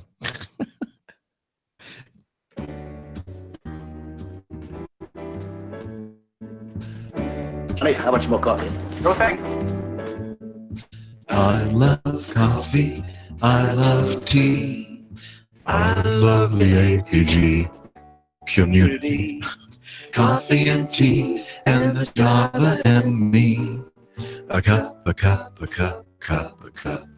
Yes, it's the Coffee Fund. We're singing the Java Jive. Actually, Jeff Smith is much better than I am.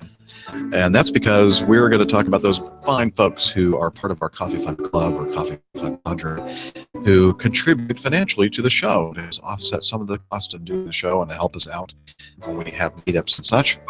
And a couple different ways to do that. One is the Coffee Fund Classic method via PayPal. You can do a one-time or recurring donation with that service. And since the last episode, we've had a few people do that. They are Pavel Winarski, Vigner Ornwason, Gail Lucas, Jason Kuntz, and Mazus Karim. And the other way, thank you guys for doing that. We do appreciate it. And we also have the other way of becoming contributors to the show, and that is via Patreon. You can become a patron of the show via patreon.com. And since the last episode, we have no new patrons, which is fine. But that's another way to do it, where you can kind of pledge a certain amount per show. And then, it's our way to help us out financially. So if you're interested in doing that, please head over to airlinepilotguide.com/coffee. It's just getting worse. Stand by for news.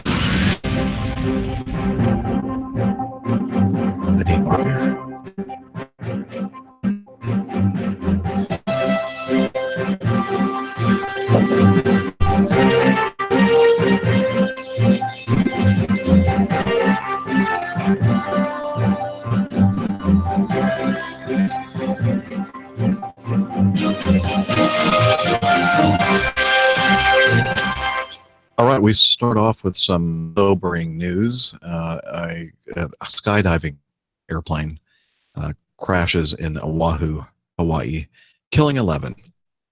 This is from CBSNews.com. A small twin-engine plane used for skydiving crashed in the Hawaii island of Oahu on Friday, killing all 11 people aboard, authorities said. The Federal Aviation Administration initially believed there were 9 people on board, but have since revised that number. Names and ages of the victims weren't immediately released.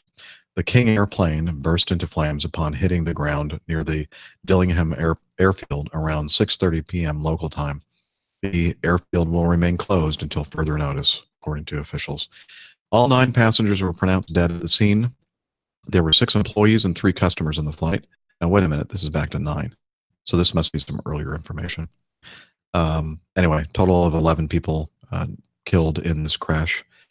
The King Air was a November 256 TA, a Beechcraft 65-A90. So it was a smaller King Air, not one of the super King Airs, 65 A90 King Air. And so we have some information about that as well. There had been some focus on this particular airplane by the media because it had been involved in some kind of a incident where there was a stall spin and the airplane covered, or the pilot recovered the airplane, but I think the part of the rudder or the whole rudder came off, or part of the horizontal stabilizers, big pieces of the airplane came off during that incident. And I think that was in California. I'm not sure how long ago it was, but I'm not so sure that that had anything to do with this accident, which was a takeoff accident. So I don't think we have any updated information on this yet. I haven't seen any. Yeah, skydiving world is pretty small. I don't know anyone personally who was affected by that, but I know folks who do. And I just haven't seen any additional information as to causes or information. So Okay. Well, if we hear anything new, by the way, I'll mention his YouTube channel again, Blanco Lirio, Juan Brown. I couldn't remember his last name last week. Juan Brown's YouTube channel. He talked about this as well, and then he got into a little bit about stalls and spins and that sort of thing. And he also has he just put out a new video yesterday regarding a little bit of news regarding the FAA pilots testing some of the changes in the Mac software, and they were going through some things, and there was some kind of a new concern about a microprocessor or something or other. And he kind of explains what they were actually talking about, not what the news was saying it was, but more of a pilot's understanding of systems and how they impact how we go about flying airplanes. So again, check out the Blanco Lirio channel. I think you'll appreciate what he does. Anyway, anything else to say about that first item, the skydiving plane crash, the King Air? I used to fly parachute jumpers in skydiving airplanes. I think it was in 1958, maybe 59. Cessna 182. Then I moved over to the Pilatus Porter and flew, parachute jumpers on that. And Dr. Seth, you probably know that the equipment isn't always the newest. Isn't always the latest and greatest. Latest and greatest. And, again, just like anything else, it comes down to money. And I don't want to speculate on this because I'm not. But I do have to say that, anybody that skydives out there knows that the equipment out there isn't always the greatest. And sometimes, yeah, in fairness to this particular drop zone, as far as I know, excellent safety record, and we're good at maintenance and upkeep of the aircraft they were operating. So yeah, and the vast majority are, but still they're generally older aircraft. And yeah, they're older aircraft. They're a little bit more worn, and I'm not saying anything, to the fact. And of course, where the issue occurred first time on the airplane was over there in California. So You can just go on the maintenance records on the aircraft, and it just it's a tragic situation, and sad. And knowing that I was in the business as well, and knowing the risks involved, very much saddened by the loss. I don't know. Fred Odom. I have no idea who that is. So, Yes. anyways, Fred calling during the show. no kidding. Some Very rude. some rudeness. Hold on. And at least where I do sports skydiving, once a year in March, and actually this is a United States Parachute Association sponsored deal where they do a safety day, and you get together with pretty much all the folks who are involved in running the drop zone, from the pilots to the safety and training advisors to the people who are dealing with a lot of the gear and equipment. And one of the big things is aircraft safety for the jumpers, so that they know what to do in an emergency. And there's a lot of different things to consider just in different phases of flight. It's one of those things where, especially if you're always, you're going to listen to what the pilot says. That's first and foremost. But do's and don'ts of I said, really? Is You're that why? supposed to. Is that Yeah. why they fart just before they leave the airplane? Yes. Yeah, exactly. That's just a physiologic occurrence. Yeah, I really, know. Anyway. No, but I So- mean, in an emergency, generally you're going to listen to the pilot unless they're incapacitated in some form, because they may want you to get out of the aircraft if you can, even at a lower altitude than expected. They may want you to stay with the airplane and try to land with it. And they talk a lot about how not to move around and shift around too much to change weight and balance, center of gravity, all that. So, yeah, I mean, and There's a lot. the reality is there are very few, Very few. very, very few aircraft accidents in the skydiving world. So Yeah. it is more of a unusual circumstance because, truth be told, there is cost cutting. However, everything is maintained because, the owner of the dive operation or any one of its employees and all the people that, get on the aircraft, they're on the aircraft. So, Right. they generally don't really cut corners per se. And quite honestly, just like you were talking about, Dr. Steph, is I used to brief people on that, and as long as you have, they unfortunately went in at the most critical time Right. of the flight, and there's nothing anybody could do to get out of that airplane. I Right. mean, even if you have 500 feet, 1,000 feet, not ideal, obviously, to bail out if the airplane's out of control, but certainly better chance to survive immediately. Putting your parachute out than Well, going down with the airplane. yeah, But depends on a lot of things there, to be honest. So depends on a lot of things, That's probably certainly. not enough altitude for most sport jumpers. Depends. So, but I'm just using that as an example. Yeah, I mean, I understand. I understand. Certainly, if the airplane's nosing into the ground, you have zero chance at that point. So, and that was the most critical part of the flight. So, unfortunately, we lost some really good people in the jump community. Yeah. Okay. Thank you for your insight, both of you. We'll move on to the second item in our news folder, and that is from flightglobal.com. An investigation is underway into a fatal collision involving a pair of German Air Force Eurofighter combat aircraft near Rostock on 24 June. The two jets were part of a formation of three single-seat Eurofighters from the Luftwaffe's 73 Squadron, which had taken off for a training flight from their base at Rostock Airport, close to the Baltic Sea. One of the pilots died during the accident, while the other, an instructor, was rescued alive. Both pilots operated the ejection seat following a contact between the two aircraft around 20 minutes into the flight. The pilot of the third aircraft involved in the mission observed two parachutes descending to the ground. None of the jets were equipped with weapons. German broadcaster ARD reports that wreckage from the two aircraft was found approximately 5.4 nautical miles apart in the Muritz Lake district area in the northeast of the country.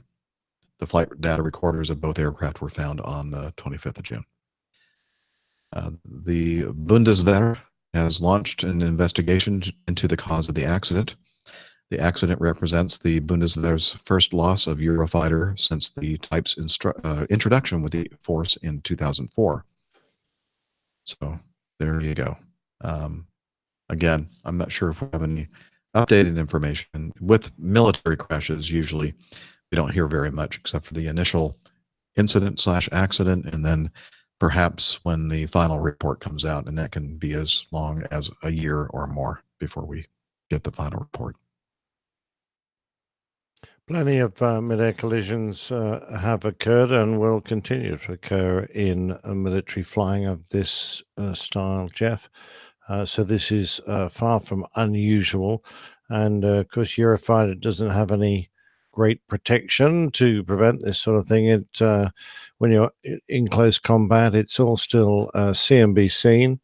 And of course, the aircraft does maneuver incredibly hard, fast, and pull very high Gs. So, you can create a large amount of closure in a very short time. And despite how nimble it is, of course, it's not always easy to get out of the way. So, yeah, there will continue to be these style of accidents, and they are incredibly tragic. Funnily enough, I still intend to interview Wibble, a lovely friend of mine, a navigator who was involved in a mid-air collision. And he was quite badly injured in the ejection because very high speed. And he's got quite a story to tell. So I'm hoping I'll be able to turn that into a plain tale. But this is just another tragic, occurrence. And it displays the risks involved in military flying. It's not a job to go into if you are risk averse. So true. Very much so. All right. Thank you for your input. A lot of experience flying that regime. Item C. William and Chris and Steve, and probably more of you out there, sent in links to this story. American Airlines announces schedule of final MD-80 revenue flights. On September 4th, American Airlines will retire its last 26 McDonnell Douglas MD-80 aircraft. The MD-80, also known as the Super 80, was the workhorse of the airline's fleet throughout the 1980s and beyond, through the 1980s and beyond, providing customers and team members with heartfelt memories on adventures ranging from family vacations to key business trips. It's a bittersweet but well-earned retirement as American celebrates the aircraft's history while modernizing its fleet. Below is the schedule of the final revenue flights on the Mad Dog before their desert farewell ferry flights to Roswell, New Mexico. And they have a table here with all the flights, and as mentioned in the article, looks like they're mostly occurring on the 4th of September, a couple on the 3rd, and looks like the last one is a flight from Dallas-Fort Worth, and or to Dallas-Fort Worth, I can't tell here. Probably. Departure, yeah. Yeah, I don't know. Nice And flight number on that one. Did you notice it? oh, flight 80. Yeah, very clever. Yeah. I didn't notice it, actually. I'm surprised you didn't notice that. Yeah. That's like the first That's thing the first thing I noticed. Yeah. Well, on today's show, I'm not noticing many things. I'm just kind of discombobulated. So it's all right. We're looking thank out you. for you. It's okay. Thank you. Yeah, in fact, I had to turn off the video because this is the audio any better? Am I still Skyping out, or is it better? It's better. Slightly better. Yeah. Yeah. Shoot. It's not perfect, but it's fine. But it's understandable. Yeah. All right. And then the next item in the folder is we talked about that, not this incident, not accident, actually, not very long ago. The preliminary report of the New York City helicopter crash.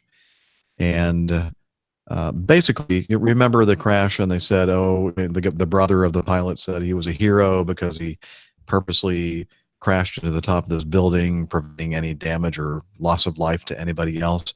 Well, basically, the report, which we'll include in the show notes, and against just the preliminary report, the top of the skyscrapers were completely obscured. He was still in IMC conditions, instrument meteorological conditions, without an instrument rating. He was confused and disoriented, most likely, and did not purposely crash into the top of this building. He just came falling out of the sky and just happened to land squarely on top of this building, which is a good thing because he, well, it was not a good thing for him. He died in the crash and destroyed the helicopter, but nobody else was injured or died in the accident. And so, again, we'll have a link to this preliminary report in our show notes. And then finally,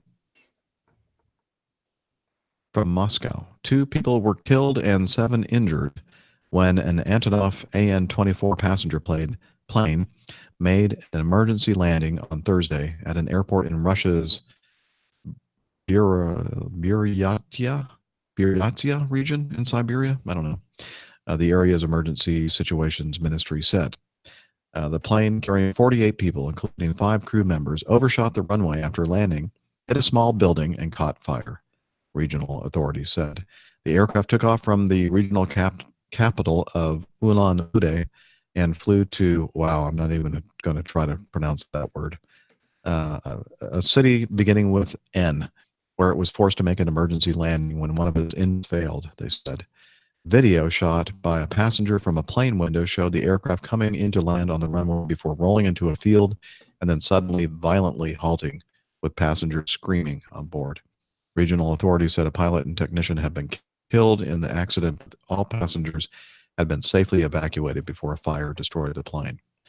Now, did you all have a chance, or any of you have a chance to look at this cell phone video that was? I did watch taken that. on? I sure did too. And to me, it didn't look. It looked pretty normal. Everything. Like, it looked fine, and then all of a sudden they were in the grass, and then they didn't slow down. And Yeah, then they just kept running into things. yeah. And then the screaming started, and then the camera, just I guess got dislodged from the person's hand. It looked like a very rough ride toward the end. Yes, that's when they impacted, of course, and Yeah, who knows what caused the aircraft to lose Overrun. control. I mean, because it was apparently just an engine out. yeah. Maybe it has something to do with. I've never flown a turboprop, so I don't know if you have an engine out and you're using. What do you reverse the? Oh well, you prop? go into beta. You go Beta? into beta. That's when you go into reverse. But of course, you can get it into a neutral state, just like you can with any. Well, most constant speed props you get into neutral state, so it's feathered. That's the actual word. So it shouldn't cause that much of an issue. I don't know why when they landed that they lost control. I don't know if they lost steering or had hydraulic issues. I mean, or they may have tried to go into beta and pull the aircraft off the side of the runway. Or maybe the runway is wet, slippery. There's a whole lot of contingencies there that could cause the aircraft to depart the surface, and maybe they couldn't get the aircraft stopped. Maybe they had hydraulic issues associated with the loss of the engine. There's a whole gamut, and that aircraft, I think, of the airframe was built in the 70s, if I remember correctly. So there's a lot of older technology there. So I don't know, with it being a Russian bird, as to what they may or may not had. Mm-hmm. But it's it can't be much different than a Brasilia. That's why I flew as far as a turboprop. I mean, the turboprop's a turboprop. If you remember, I know it's been quite a while since you've flown it. On a turboprop airplane like the Brasilia, when you have an engine out, do you kind of plan to use the other engine in beta or no? Or no? No, I mean the effective braking. I mean, yes. I mean, well, okay. It depends on the runway length, and that I don't know. At that airport, what the runway length is. But if you need to, you can pull it. But I wouldn't. I mean, the braking, the effectiveness of the braking, just like in our aircraft, it's all predicated based. The performance is all predicated based on using braking, not including the reverse. So really, I don't think they should have gone into beta, but it sure seems like they did. And pull the aircraft off the runway. Gotcha. That's my initial thought. Yeah. Very interesting. Okay. Well, if we learn any more about that accident, we'll certainly let you all know. It was quite an old machine, though, Jeff. I mean, they were designed in 57, first flew in 62, and they stopped production in 1979. So, Are you talking about the Mad Dog again? yeah. What I'm saying was, it's quite an old machine. Okay. Right. Well, you are too. And I am too. Yeah. I was going to say, who's making the comment there? Who's calling the kettle black, sir? Very much so. So yeah, that might be a factor, as you say, because something that old may not be in the best shape in the world. Who knows? Although we do know people that fly airplanes who were built long before that, like those DC-3s and C-47s that seem to be in pretty good shape, but they get special pampering, I think, more so than probably this old AN-24 got. Okay, let's move on to one of the better parts of the show.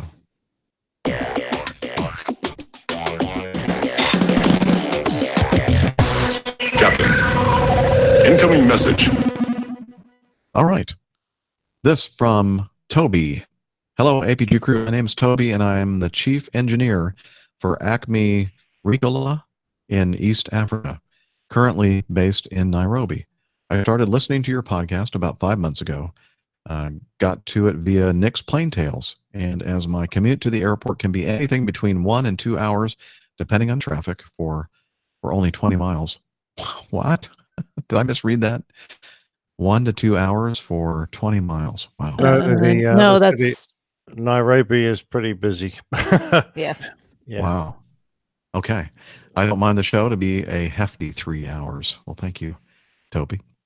It's my first feedback, and I quickly wanted to write in because I can connect to each of you guys through some stations in my career. I'll start with Dr. Steph.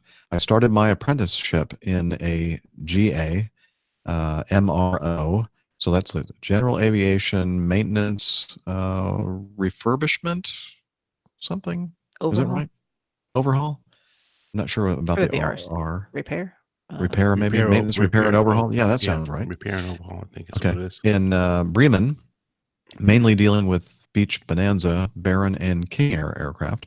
So I got my fair share of the GA world. Excellent.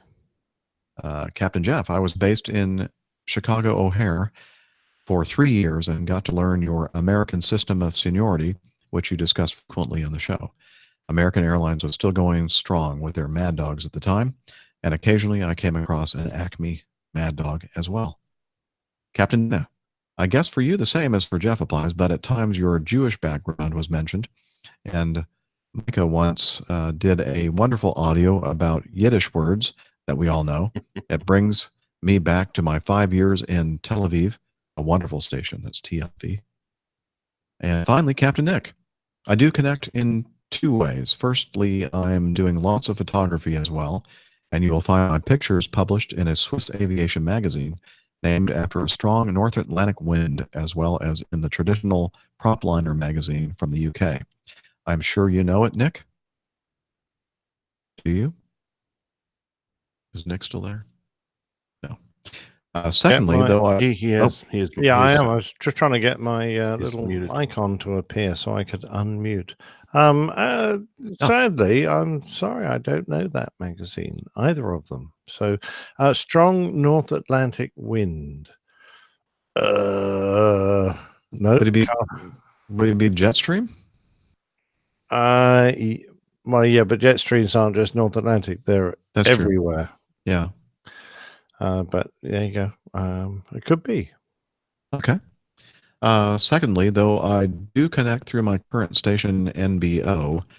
I guess that's Nairobi, where VC-10s used to be a common sight.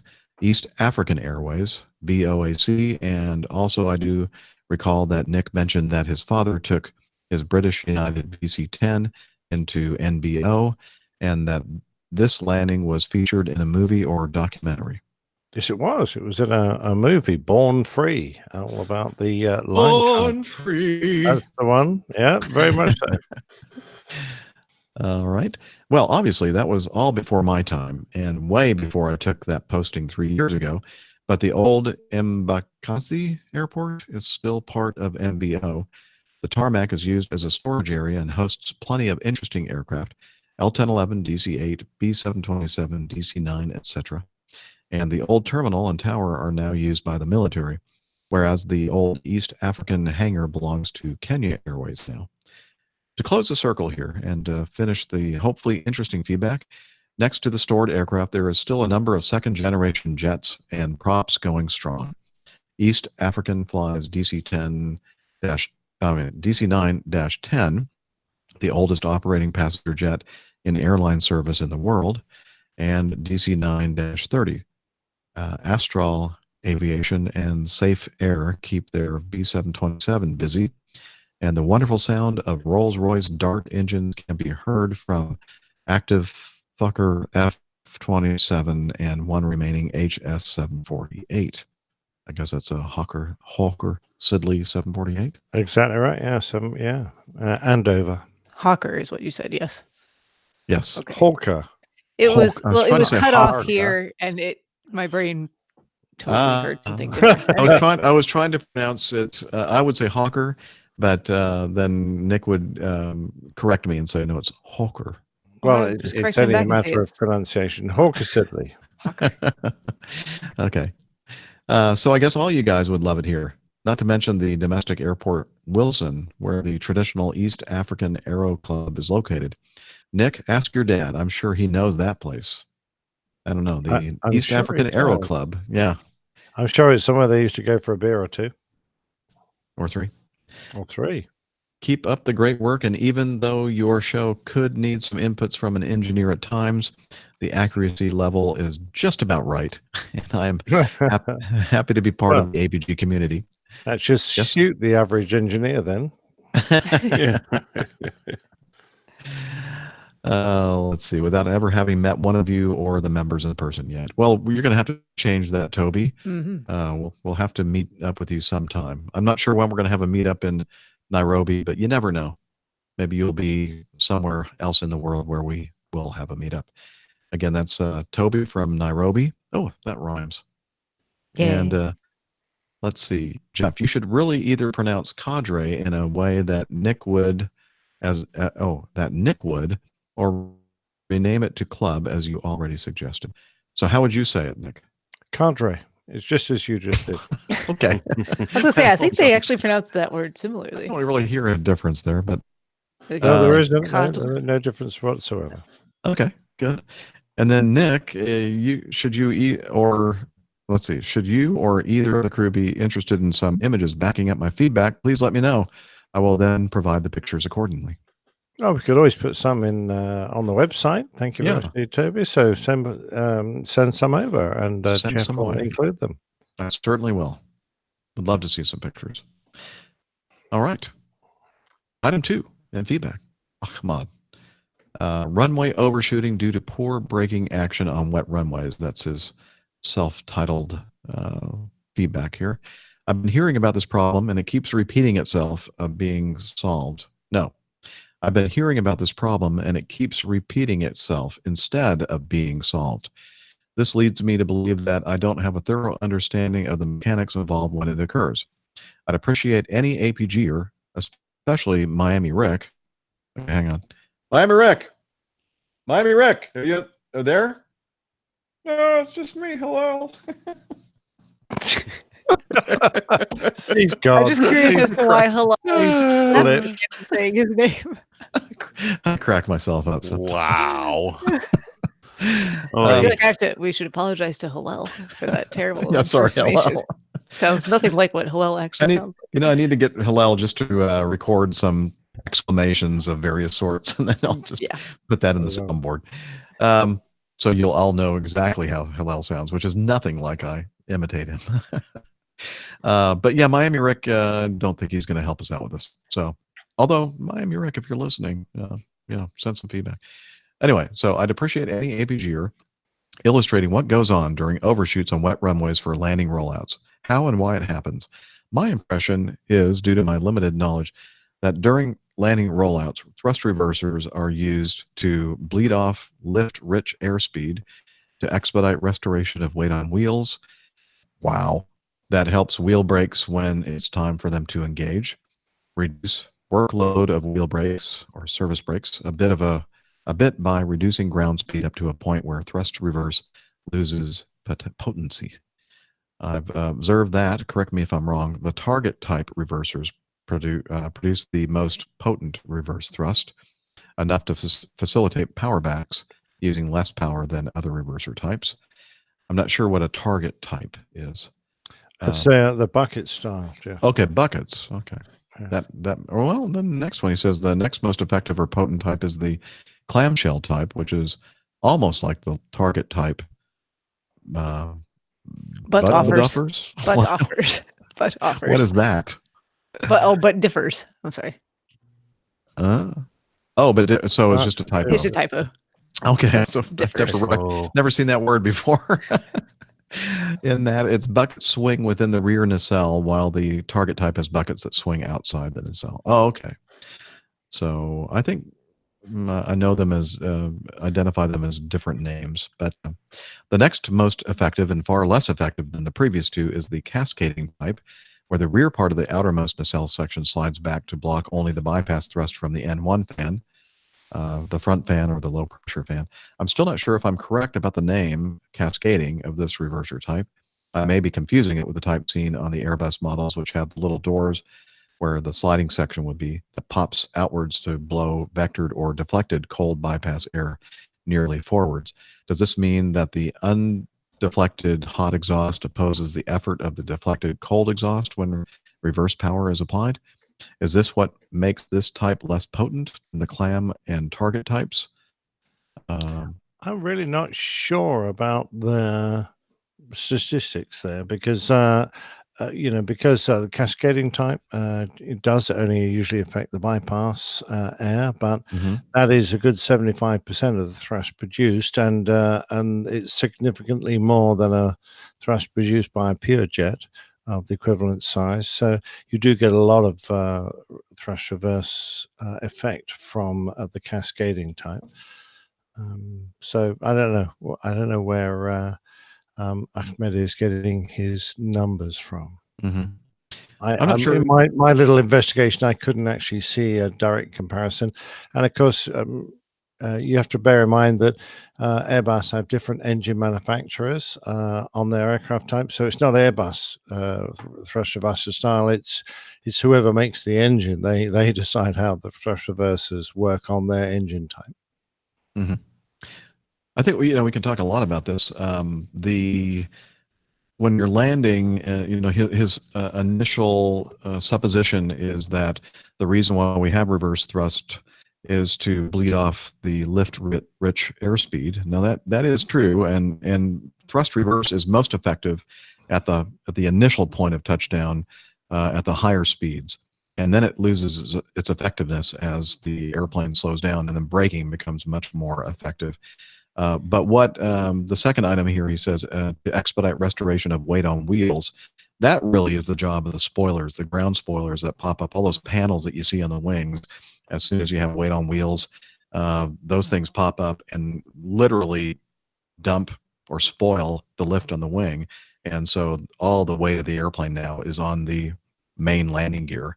And then the braking becomes much more effective. So yes, the reverse does help slow the airplane down, but the actual device that actually puts a lot of or makes the brakes effective is the spoiler panels once they're deployed upon landing. So yeah, I was going to say, I mean, you're absolutely right. And the only thing I have to comment on that is, there's a significant difference between the 88 and the 90 in the efficacy effectiveness. Effectiveness of the reversers on the 88, of course, being the clamshell type versus the cascading on the 90. The 90 is really effective all the way down. Yes. To pretty much a taxi speed. So I would have to say that they're far more effective than the 88. And of course, the 88, the clamshells are far more effective at a higher speed. But you have to be very careful with the 88 because if you pull too much reverse, the way that the cascading, the shells come out, it actually blows air a little bit towards the tail, and that's caused a lot of problems in the past, especially on slippery runways. So blanks out the rudder. It blanks out the rudder, exactly correct. So, that's not the case on the 90, and it's far more effective. As a matter of fact, I don't know about you, Jeff, but I very rarely touch the brakes on the 90 until we're really at a very slow speed, unless I need to stop the aircraft. And when you bring the reverses out of reverse into forward, and it's almost like the aircraft lunges a little bit because the reverse comes back, is being stowed. So you have to be ready with the brakes on the 90, whereas the 88, the reverses are almost, I'm not going to say a non-player, but they're far less of a player than they are in the 90. I agree. Exactly my experience as well. In fact, the first time that I flew an MD-90 and I put thrust reverse out, I thought the first officer must have put his feet on the brake pedals and put the brakes on, because it was that kind of a deceleration. And I'm thinking, wow, I've never ever felt deceleration like that ever in an airplane with reverse thrust. So they're very effective in the 90. And it's all, as you say, Ahmad, the bypass air that is being deflected. And as Nick mentioned, it's a good 75% or more of the thrust that you're getting out of the engine. So that might be why it's just more effective. Let's see, did we miss anything else? He went on a little bit more. Let's see. I know that extended application of reverse thrust below 60 knots increases the risk of foreign object damage or dirty water ingestion, especially on low-hanging engines. The reason why the A380's outbound engines lack reversers. Yeah, and that's a good point. Those engines are way out there, over sometimes extending beyond the runway surface and the unprepared surfaces, and you don't want to be sucking up stuff or blowing all that kind of stuff to cause foreign object damage. And was that true also with the A340, Nick? Yeah, we're in a rejected takeoff, which is quite obviously a semi-emergency maneuver. We allow to use thrust reversers right up to the aircraft comes to a halt, but it's an acceptable risk because even if you damage the aircraft, you could do worse if you ran off the runway. But on normal landing, we would cancel them at around 70 knots. Bring them back to idle at around 70 knots and cancel them around 30 knots. What about how far out are the engine pods on the A340? Are they like outside of the runway lateral boundary? Kind of depends on the width of the runway. They like a normal should be on a normal runway. They should be within the width of the runway if you're on the center line. But of course, not everyone lands on the center line. They're certainly not within the width of the taxiway. And do they all four engines have reversers on the? On the 340, yeah, for sure. Okay. Well, the outboard ones have interlocks, so you can only engage them if both engine reversers have operated correctly. So if you get one reverser that throws a fault, the other reverser will be inhibited. Okay. That's just to prevent a big yaw. He talks a little bit further down here, Jeff. I don't know if you've gotten this far, but that, talking about the length of rollout or whether the reversers would be effective in reducing the overruns of aircraft. Well, a lot of that has to do with friction and whether you're hydroplaning, how heavy the precipitation is, what type of precipitation is, what type of reversers you have available to you, and the factors that are calculated on runway length are not based on using reversers at all. So yes, reversers do help you, and it really depends on what type of reversers that you have available to you and how much hydroplaning you have going on and what type of precipitation you have out there. So, and also another factor is touchdown. How far down the runway in the touchdown zone are you, or are you beyond the touchdown zone? Because then, even max braking with max reverse and spoilers deployed, you may not have enough braking energy to be able to stop the aircraft by the end of the runway, depending on how long the runway is. And, there have been instances, and I won't mention anything about Little Rock, but, where the spoilers were not armed. So that effectively kept the aircraft flying and didn't break the tension on the hydroplane to help the aircraft stop and put friction on the runway. So without the spoilers deploying, the aircraft was still effectively flying in ground effect and reducing the braking efficiency of the aircraft. So there are a lot of factors that can come into this. Yeah, and I think I think everybody would agree that probably the most effective device that we have when we're landing are the ground spoilers, Spoilers. and the fact that they spoil the lift and give you all that effective braking. And how many nice landings do they ruin anyways? Oh, no, Lots the of 'em. auto spoiler system, at least on our airplane, are definitely like, if you're landing completely level and you have like one of the wings up, it's just not going to be a good landing. No. That was a nice thing about the 727 that had manual spoiler deployment. And of course, it depended on the captain because it was the captain's job to deploy the spoilers on the landing roll. And as I've said many times on the show, that a captain could make a good landing bad and a bad landing good. It just all depended on the skill and timing of the deployment of the spoilers on that airplane. And another kudos to the engineers of that wonderful airplane that you have on your shirt, Dana.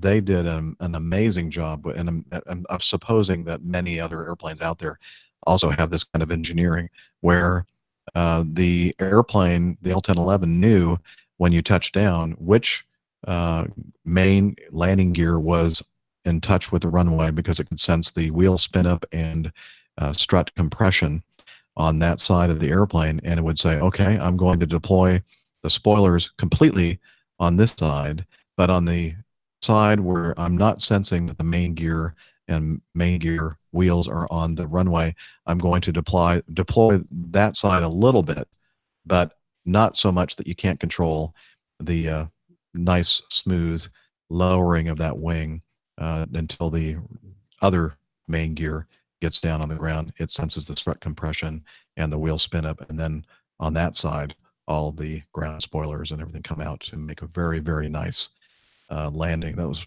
one of many reasons why it was very difficult to make a bad landing in an airplane. Isn't that nice of them?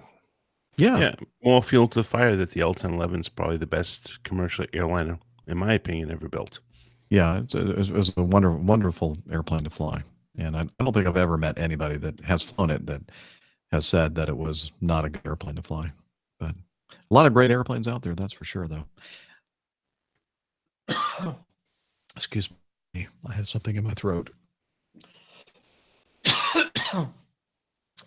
Wish I had a cough button. If only. If only. If only. Sorry. Mine's not hooked up, so I just have to be quick on the Maybe this mute beer. switch. This beer will help. Beer helps everything. Yeah, they'll coat your throat. I might need a drink. That L-1011, the engineers really choked me up on that. Yeah, that's exactly what it was. I was crying a little bit. You can't see me because the video's off, but I have tears. Really good. I don't blame you. Tears of joy. I mean, in all honesty, Jeff, I mean, I know I never got to fly the airplane as a line pilot, but I had a unique opportunity as a ground school instructor to be able to utilize different equipment that we had in the sim bays, and I actually had quite a bit of time in the L-1011 sim. So yeah, even though I never got to fly, same effect. yeah, even though I never got to fly the airplane in real life, and of course back then it was a level C/D. It wasn't the greatest technology as far as sim technology and visuals go, but certainly got the experience of flying the aircraft. And even to this day, every airplane I've ever flown, it can't compare. It's just such a beautiful airplane to operate. So, and that's, and I feel very fortunate because most people are, like you, actually flying the airplane, and then myself that had the opportunity to at least experience the airplane. I'm among the lucky few, I think. Yeah, and is going to continue to dwindle as time moves on, which is sad. There's a couple of questions I don't think we quite covered on Ahmed's. I know we've skipped had it a while. He asks why we wouldn't, if we're having problem with directional control, use differential thrust reverse to keep the aircraft straight. Well, obviously it only works on aircraft with engines out, pods on the wings. So Jeff's aircraft wouldn't work because the thrust line's too close to the fuselage. Disagree. Yeah, actually, it does have an effect. Agree with you. Does it have an effect through? All you have to do is look at the accident in LaGuardia, and that's actual true proof that if you have too much reverse on one engine, it's going to pull you right off the runway. All But right. again, that Why? was also the other factor though in that one, Dana, is the fact that it blanked out the rudder, and Yeah, the rudder was that's. no longer effective. Right. Are you going very type specific or just general here? Because generally, if your engines are very close to the center of gravity Center and line, they're yeah. close in, then you're not going to get a differential thrust effect from them, are you? Well, That is- yeah. I'm Go sorry. I ahead. have the. Julie's I'm sorry, Julie's home, and I apologize for that. Correct. But I was That's right in the good. middle of thought there. Yeah. You know, I would agree that it would be very much type specific, because on the 88 it's a lot different from the 90. But of course the so can we 90, go more generic here? Because he's not asking about particular types. He's Right. just asking about does Right. it work? And generally on airliners, you have to have the engines out on the wings for you to get enough differential thrust for you to change the direction of the aircraft. Mhm. So but no, it's not a practical option really, because by the time you've powered the engines up and down, there's a significant lag. You're reducing the overall retardation effect, and whilst you might point the aircraft in the right direction, there's the inertia line is going where the aircraft is drifting. Just pointing it in the right direction, getting the nose to swing around, won't affect the overall direction that the aircraft is going. If it's lost traction on the wheels, it's just going to skid off. Even if you can twist the airplane around and point it 180 degrees around, it's not really going to help. So that's the answer to that bit. And the other one was braking action is poor. Why postpone the idling of the thrust reverse? Well, we covered that to a certain extent, FOD, and also the fact that the thrust reverse has relatively little effect at low speed. So that's, you're not gaining a lot by keeping that full thrust reverse out. But if it's an emergency you're going to run off the runway, Right. you can. Yeah, I mean, if it's inevitable that the airplane's going to go out, you might as well give it a shot. Yeah, and try to exactly. use as much as you can. As Nick Yeah. mentions, the use of differential reverse thrust is, as far as I know, no airline recommends trying to do that, because you're just going to find yourself exacerbating the problem. Yeah. Did I use that right, Steph? Which one? Exactly. Exacerbating? Yeah, to make I worse. think I did. Yeah. Mhm. Okay. Good. Sounded All a right. bit rude to me. Oh, That- what that- should that I one's use slightly for RH and AG? For making it worse. There we go. Small words, monosyllabic, please. Let's not get fancy. I love you guys. I hope you know that. Okay. Are we ready to move on? I'm ready. Okay. Sorry, I had absolutely nothing to contribute to that entire conversation. Yeah, well, you don't have a lot of experience using reverse thrust. Zero. Well, Yeah. close to zero. But Okay. Kelly writes in and says, I'm not sure if I'm sending this request to the right spot, but I'll give it a try. My husband is an avid listener of the podcast. We have listened to many episodes on the way to Dayton. My father lives there and he flies for FedEx. Less than an hour ago, he became a private pilot. Yay! Congratulations. Way to go, Kelly. Marvelous. I mean, I'm sorry, not Kelly. Way to go, Pavel. Kelly did not. She's not a new private pilot. Her husband is. Anyway, No, father. father. Oh, No, wow. her- Man. I think it's No, no, husband. no. I think it's Her husband. her Husband. Very That's right. confusing. I'm sorry. Her father- I read too his far. no, her I father. read too far. There's Yes. a lot of family going on here. Yes, we're very confused. Unfortunately, I can't be with him to celebrate as I'm in Poland with his family and our son. I know you occasionally give shout outs for these kinds of aviation milestones, and it would really make his day for one. His name is Pavel Winierski. The W in his first name is pronounced like a V. Oh, she gave me a nice little pronunciation guide. First name is pronounced like a V, or you could say Paul. No, I'm going to say Pavel. And also, he's very disappointed. Winiarski? Pavel Winiarski?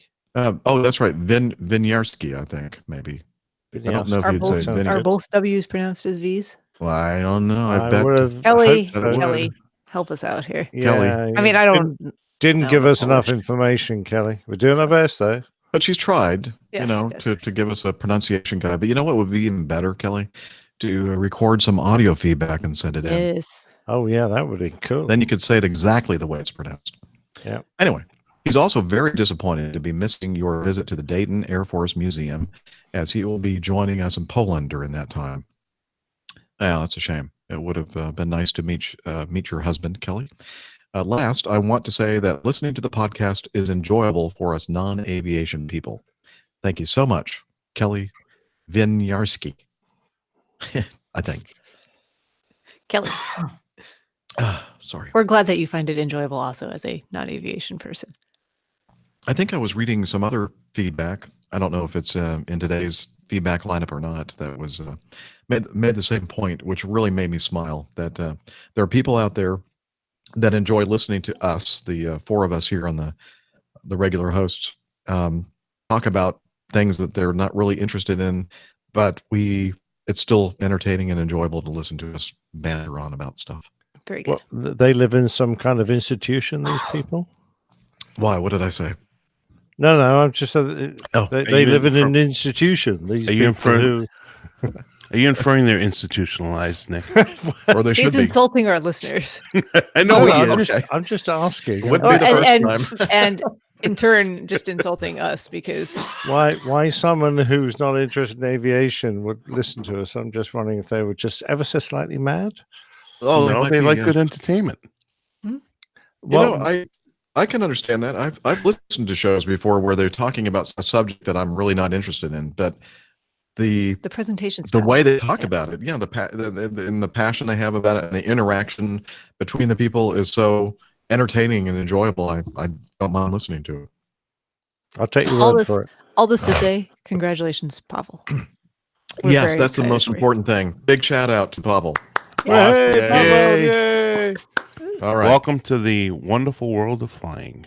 Yes, and can't wait to hear directly from Pavel and hear about his aviation adventures. Absolutely. Okay. Wow, this little whatever is in my throat is It's really hanging on. yeah, it's not clearing. Hmm. Okay, It's Why a don't- family show, folks. I'm not going to say one word. that's good, and probably shouldn't have said that either. Let's go with Steph. Would Okay. you like to read item number 4? I would be delighted to read Okay, item number thank you. 4. This is from Andy. He has a question about airline lighting. Hello, some of my favorite aviators. I'm not sure who his other favorite aviators are, but it's not us apparently. What? Sorry if you have covered this before, but I was wondering if you could talk about how you utilize your lights and what company common procedures are between the different airlines. Can you please cover both day and night operations and what lights need to be working to be airworthy on an airliner? Hoping to solo as soon as my medical gets sorted out. Your show is a service to the pilot community. Cheers, Andy from Cincinnati. Well, who wants to start? Well, I mean, we actually do use our lights continuously in the same way, both day and night. And that is, we have to have wingtip lights, both the green and the red available, and also our wingtip aft lights, which are the white lights, and then the strobes available.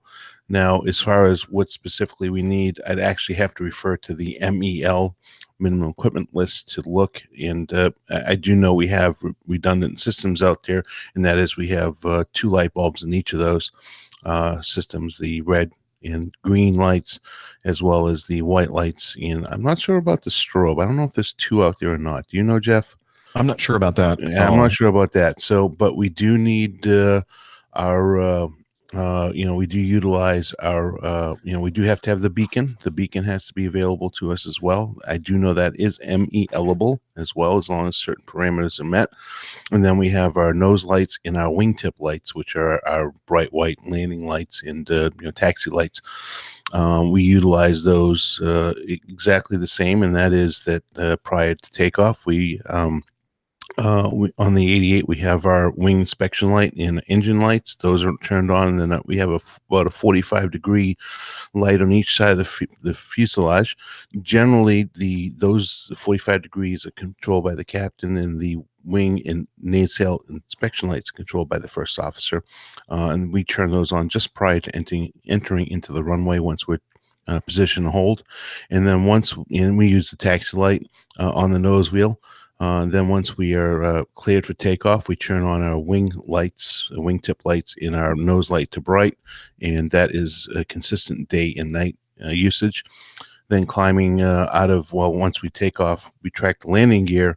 The nose wheel, of course, is into the nose of the airplane, so we turn that light off. Climbing through 10,000 feet, those wingtip lights when we accelerate, and 10,000 feet is a rough number, but it's really predicated upon the speed of the aircraft, because as you accelerate through 250 knots towards our climb speed, or decelerating towards 250 knots, that's when you want to extend those wing lights. I usually like to call them light speed brakes. So no pun intended, but light speed brakes. Actually, they go out and they help you slow down a little bit. But they will remind you real quick if they're still extending, and you're starting to accelerate through 250 up until the 300 knot range. You'll start feeling a little rumble in the airplane. So we will, at about 10,000 feet, we track those, and then up through 18,000 feet, then that's when we turn the turn lights off, which are the 45-degree angled lights towards the front of the nose on both sides. And then our wing inspection and nacelle lights will come off at about 18,000, and exactly the reverse coming down. So that's how we utilize our lights on our airplane. And it's a pretty standard procedure, I think, in the company for operational of the lights as well. Yes, essentially, you want to have all the lights that you have available to help people see you during the daytime operation. At nighttime, of course, the lights also serve that purpose, but they also help us to see things like the runway and taxiways and that kind of thing.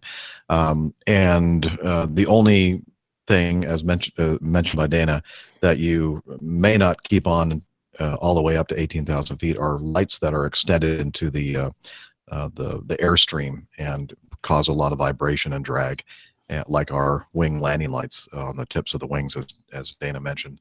So we retract those as we start accelerating above 250 knots. But the essential guidance for us by our regulators is that you should have all the available lights on.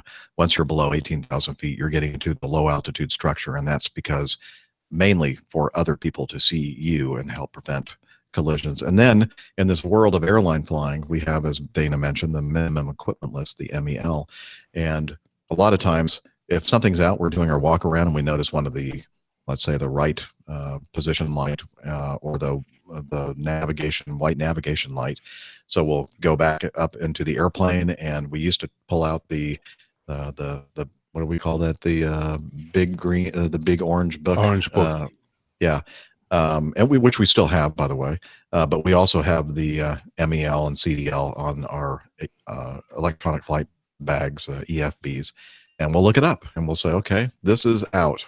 Can we operate the airplane with this particular light out? And then it will let us know. Let us know if we have any kind of way to operate the airplane, an exception or a deferral. But in general, most of those lights, like the position lights, the navigation lights at night, are required, I think, in most cases. And now I'm going to take the football and pass it to Dr. Steph, but I will say that in the FAA, which is the FAR's requirements, there are certain requirements to operate certain lights. Indeed, yes. So there you go, Dr. Steph. Yep. So we'll take it away there. So most importantly, aircraft are required to have an anti-collision light system. So that is either a beacon or a strobe. Can be red or white, can be different in intensity from the other lights, and that should be used at all times. Although I believe there's a caveat that says that if the PIC believes that it is somehow detrimental to be using it, so if there's fog and it's, the strobe lights are quite bright and potentially obscuring your vision in that particular instance. So position lights, so navigation lights are required to be used from dusk till dawn. So those are your wingtip red, green lights. What else? So there's also, I think that's actually it for the FARs, but there's also, what do they call it? I think they call it a voluntary pilot safety program, where they do encourage the use of landing light to be used for takeoff, either after receiving takeoff clearance or while you're after your position on the runway, and then also below 10,000 feet within 10 miles of an airport or where there's an airport with a lot of potential hazards or obstructions. Very There good. you go. Yeah, and it's within the airport traffic areas. Yeah, basically. Anytime you're within the traffic area, always have all your lights available. You want to be seen. Yes. Is basically what it comes It's down to. the same philosophy for us as well. Yeah. And as we all know, we talk about the green and red, and how I remember is red right. So that's the right wingtip light. Right. I'm That's just correct. kidding. No, it's not. No, opposite. Exactly opposite, Jeff. I was hoping somebody would say, wait a minute, Jeff, no, that's not right. I had to think about it for a minute. I was like, wait a minute.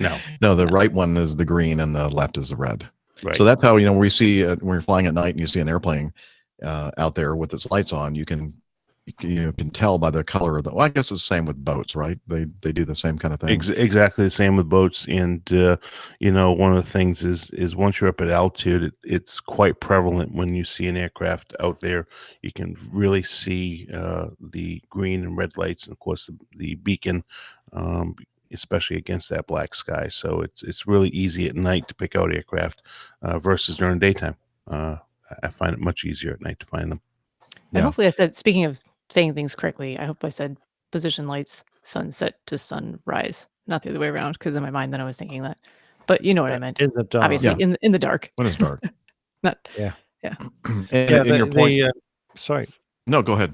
The navigation lights are the only real legal lights that you have to have on all the time, because you can turn the anti-cols or beacons off, and your landing lights off if they interfere with your visibility.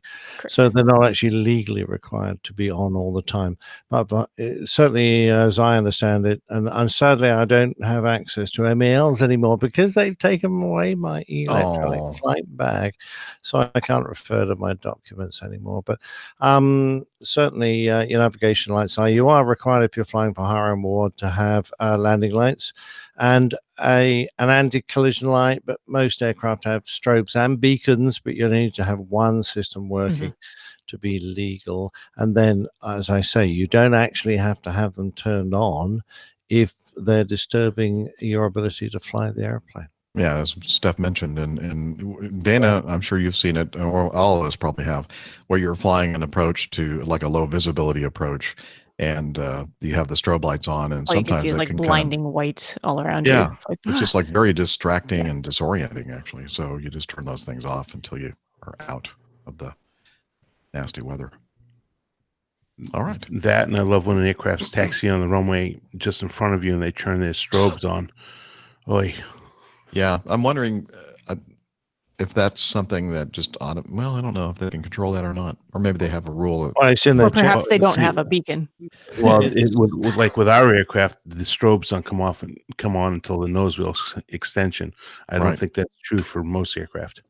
Probably not. It used to be, well, it is true for the Airbuses, but after part of that safety requirement, we adopted what I think is a worldwide procedure to put our strobes on when we enter the runway area, which means as soon as you taxi forward from the holding point, you've got to put your strobes on. Because we used to rely on that weight on wheel switch to put our strobes on, but no, we got a directive out from EASA saying that no, you need to put your strobes on when you're on the runway, because there's little point having them if some bloke's going to land on top of you while you're waiting to while you're lining up, because they don't come on until you're actually airborne. Yeah, well, to hell with the night vision that you did that destroys. Try not looking at them. Well, I'll try. It's impossible. when Just you're close your on the eyes. airplane. Yeah, Close your eyes. Perfectly. It's exactly what I need to do. Close the eyes, close my eyes, and try to guess where that Oh wait, whole that's short not line good is. advice. Don't. we can all advice. don't hold so close to him, and two, just think that he might be avoiding a major accident by putting them on. Well, in that I agree with. Can't disagree with that. Oh, good. Can we all hold hands and sing Kumbaya. Kumbaya. Very happy. Okay. I think we can do the next one here. 5 from Brooke. Wow. Thank you, Captain Jeff, for sharing my feedback. What an honor. Even if my daughters, even my daughters know that your show is a big deal because they said that our Labrador, Maddie, is famous now, that she was mentioned on your podcast.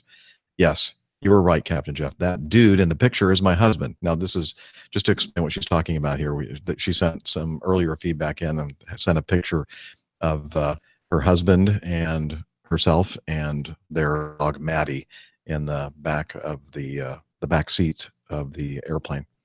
And so I think I said something like, "Well, that dude must be your husband." So yes, I was right. The dude in the picture is my husband. Haha. My daughters and I thought that was so funny as you surmised who he might be, as did my husband when I sent him the link. And he is after you. You're dead. Oh, dang. How long ago did we get this? Yeah. Start running. I'd just go to Dignitas and save him the trouble, Jeff. I should. Yeah. Save everybody the trouble. Okay. Love your sense of humor, or humor, as Captain Nick might spell it. Laugh out loud. So you guys know what we're talking about. You were wondering what type of plane we were in that day. It was a Cessna 172. We don't currently own a plane. My husband is out of the country a lot for work, so it is more practical for us to rent a plane. Our neighbor has a Piper Cherokee that we rent from time to time. It's just a quick walk through the neighborhood to reach Berry Hill Airport. It's fun to live around people who have planes. The neighbor directly across from us owns a Beechcraft Baron. The dog run to the door to watch him leave his hangar when they hear it start up. I'm right behind them to watch also. Another guy a few houses down is a mechanic for Acme Airlines, and he owns an EAA biplane. It's always a treat to watch him go past our house in his shiny red and gold plane with matching helmet as he makes his way to the runway. Before my husband's last deployment to Iraq 2 years ago, he rented a Cessna and we flew to the Cobb County Airport. Once we were there, he took turns taking up all the kids and wives of several pilots in his unit that would also be deploying for a year. It was such a fun day. None of the kids or spouses had been up in light aircraft before. It was awesome to see and experience the excitement that they all had. Such great memories. Oh, you and Captain Nick mentioned the earmuffs that Maddie, our Labrador, was wearing in the picture. They are called mutt muffs. Laugh out loud. They are great for reducing noise for your dog, whether you're flying in a Cessna or taking your dog along to see fireworks. I took Maddie to see the Wings Over North Georgia Air Show in Rome, Georgia, a few years ago. My husband was in the Georgia National Guard at the time as a Black Hawk pilot. He and a couple of others helped provide medevac support for the show that weekend. The mutt muffs came in handy when it was time for the F-22 Raptor demonstration. Here's the website if anyone's interested. And she put the link to safeandsoundpets.com. Their website has a variety of products from toys to safety gear. I bet Dr. Steph and Captain Nick could find some cool things for their dogs. Taco and Truman might like a stuffed toy airplane to fly with, play with. Fly. Or to tear They apart. also, rip apart. Yeah. They also have a photo gallery of dogs flying with their owners. I know the APG community would enjoy seeing these. One last thing I wanted to share. I feel a special connection to Hartsfield-Jackson International Airport. My dad actually grew up as a kid in a house that used to sit on property that is now directly under one of the runways. My grandmother would take me when I was a kid to watch planes take off from the runway where her house once stood. I'm so happy that I got to experience that with my grandmother. Those special times together are still vivid in my memory. I've taken my daughter several times to Hartsfield to watch the planes take off and land. It's still just as amazing to see now at the age of 41 as it was when I was 5 years old. So I guess it was only natural for me to come across your podcast and love it as much as I do. Thanks again to all of you, and especially thanks for giving our sweet 13-year-old Labrador her 15 minutes of fame on your show. P.S. I've included a picture of my dad pointing on a black and white photo the location of his childhood home. This picture of the airport was taken before they added all the additional runways. That is so cool. So we'll put this picture in the show notes. Doesn't look anything like what the airport looks like today. Not even close. No. Yeah. Although you'll notice, Dana, that diagonal runway there going from northwest to northeast is still there, actually, or most part of it anyway. Yeah, as a taxiway. Taxiway Juliet. Yeah, it sure is. Yeah. Interesting. Well, thanks a lot, Brooke, for filling in the details there for the muffs and all the information about your wonderful family and your wonderful husband, who I really, really like and hope that he doesn't come after me. Berry Hill actually is the first airport I took my first flight in Atlanta in. A Acme mechanic actually rented airplanes out of there. It was a Cherokee. And I went for my first checkout with him there. Huh. And then Is later that on, flying community, that Berry Hill Airport? yeah, it's a flying community, and Mhm. a very good friend of mine that I used to work with, Chuck Taback, he used to live there. I don't know if this person, Brooke, would know him or not. It depends on how long she was there, but he was there for a very long time. And it's also the airport that I almost crashed. My first, no. yeah, because there's power lines right at the end of the runway going up. You're taking off. I forget the runway number. I know it's heading northwest, so it might be right runway 32. I don't remember. Maybe it's 28, and I know it can't be. It might be 3231, somewhere around there. You take off, and even in my Piper Warrior with 160 horsepower. With just two of us in the airplane, not full fuel, we were to tab, so I think that's 17 gallons in the Piper Warrior in each side, and we barely, I mean, when I say barely, cleared the power lines. I mean, maybe 10 feet, maybe. It was quite an eye-opening experience, and that was early on in my flying days. But good old Berry Hill, you can actually see it when we're in downwind. You descend right over the top of it. Just before you turn left base for runway 27 left or 28. Oh. I'll have to look for it. You'll have to look for it. It's hard to find, but Yeah. if you know where to look, it's there. Okay. Very good. All right. Let's see. I'm not sure we have enough time to do. If we do Nate and Pip's, I would want to do Pip's feedback as well, because they kind of center on the same subject. So I'm not sure if we're quite at the 2-hour point.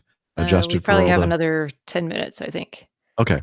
Well, then why don't we go for that then? Okay. Some feedback from some audio feedback from Nate. Hey there, APG crew, Nate from Brooklyn with a super quick audio feedback. Just replying to the Airbus hypoxia automation thing from the last episode, the idea being that we weren't sure if it was pilot initiated or aircraft initiated, but the idea was that an aircraft would initiate an emergency descent if it detected that the pressurization was low and nobody had responded to it. So I think the crux of this is the same thing that afflicted the MCAS and the 737. And this might be naive of me, but it occurs to me that the question the engineers would want to be asking is, what happens if this goes off at the wrong time due to a faulty reading on something? And just take it from there, game out the worst case scenario, because it seems like nobody really did that with the MCAS. Some things that come to mind in terms of if this happened with the Airbus would be the pilots notice it's descending. If they don't know what's causing it, they might take corrective action and overcorrect. They might end up in a stall situation. You might have something like the Amazon 767 issue. So you kind of have to game out like, okay, well, what are the odds of a Helios disaster versus what are the odds of some sort of faulty reading, putting the pilots in a confusing situation? Clearly the MCAS seems to have, and it's hard to know how many flights it saved, but it seems like the MCAS, in the case of the MCAS with the 7.3, the cure was worse than the disease. Interested in your opinions. Clear skies and tailwinds, guys. Haven't sent one for a while, but been enjoying the show on the sly. Thanks. Okay. Do we want to discuss this first before we get on to Pip's audio feedback of the same subject? Well, I'll just make one quick comment, and that MCAS is was when before it was the aircraft was grounded, was activated by a single source sensor. In other words, it only required one angle of attack sensor to indicate a false reading, and or in fact a real reading, and NCAS would be activated.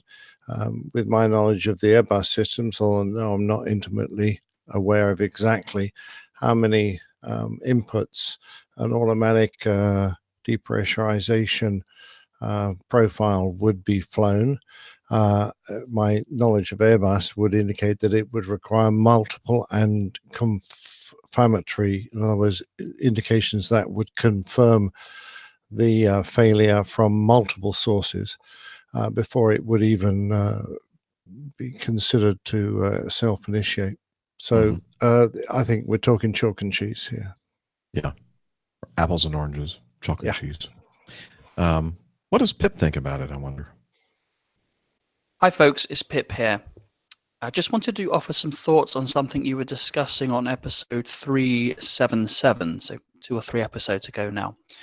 And that was the new Airbus A350 and a system it has whereby it automatically initiates a descent in the case of a depressurization, and there's no input from the pilot. So it assumes incapacitation by the crew and automatically initiates a descent to a lower altitude, which to my mind is a perfectly good, sensible, safe system to have, and I wouldn't mind having it on my aeroplane.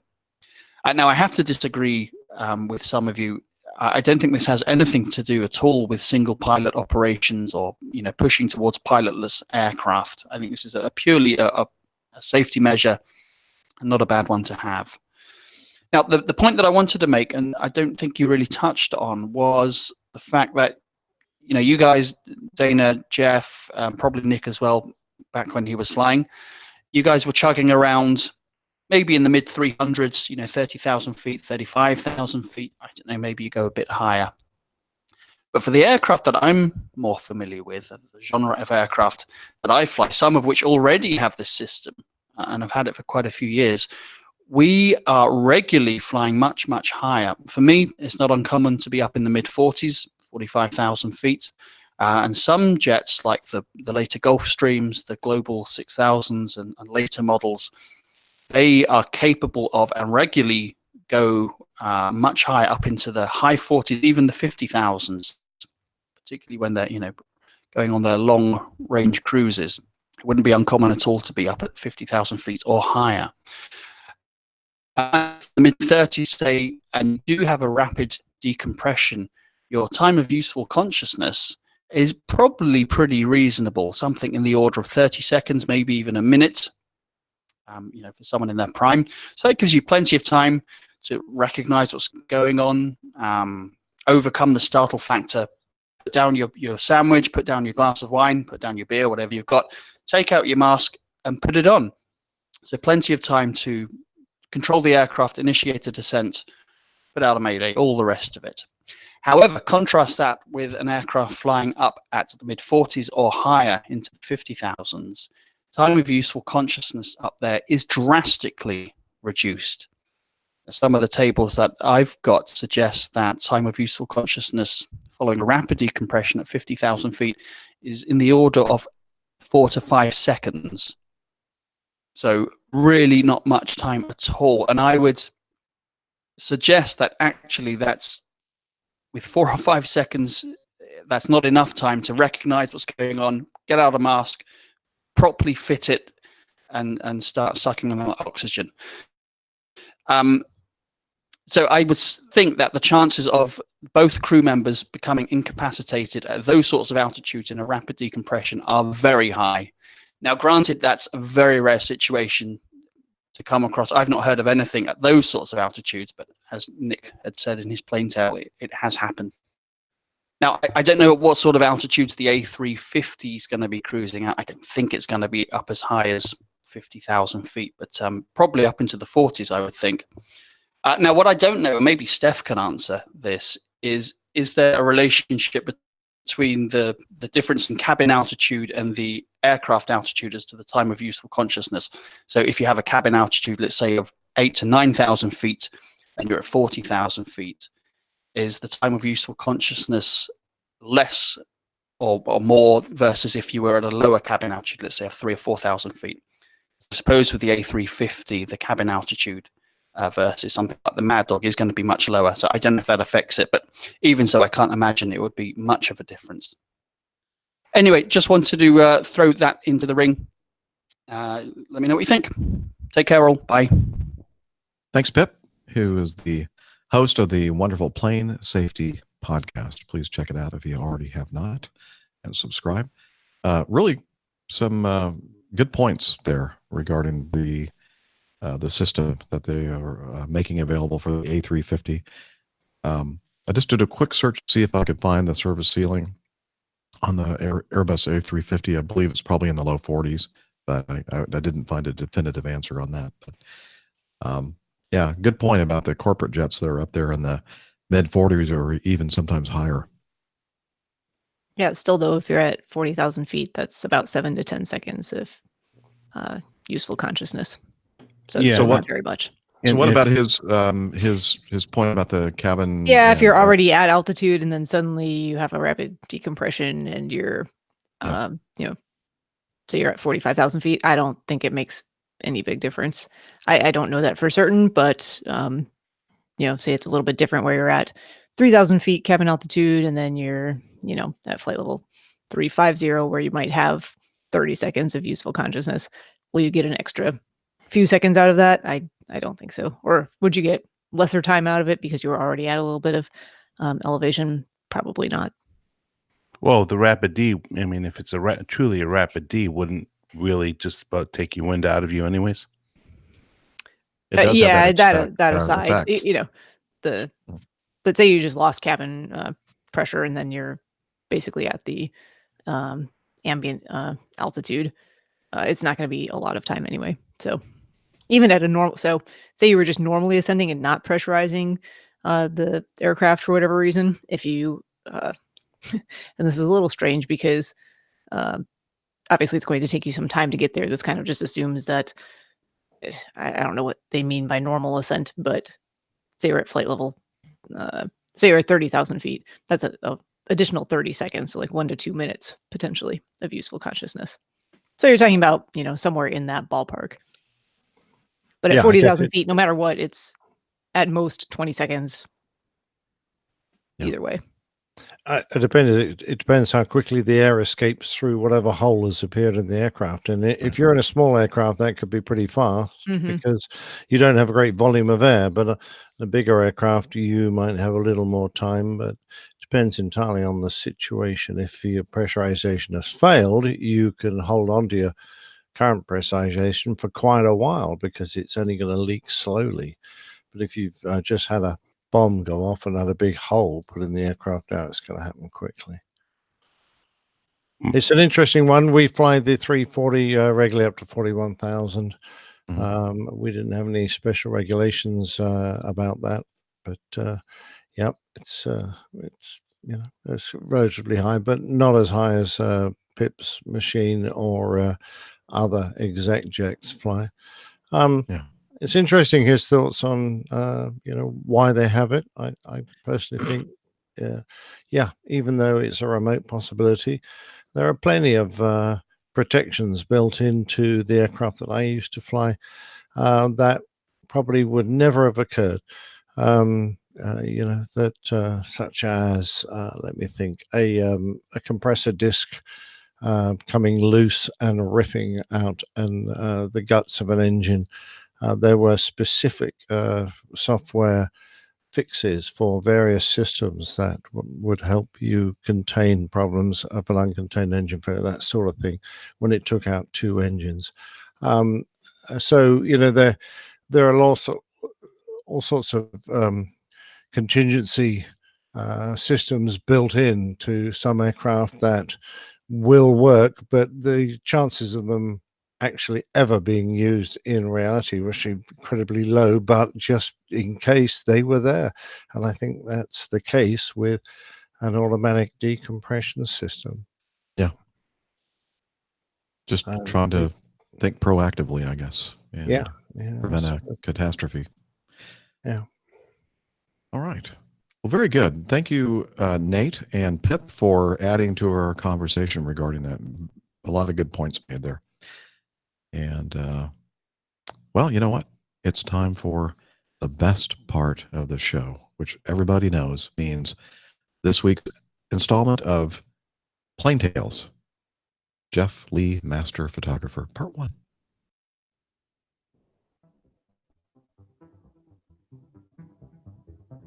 The old pilot's Plane Tales.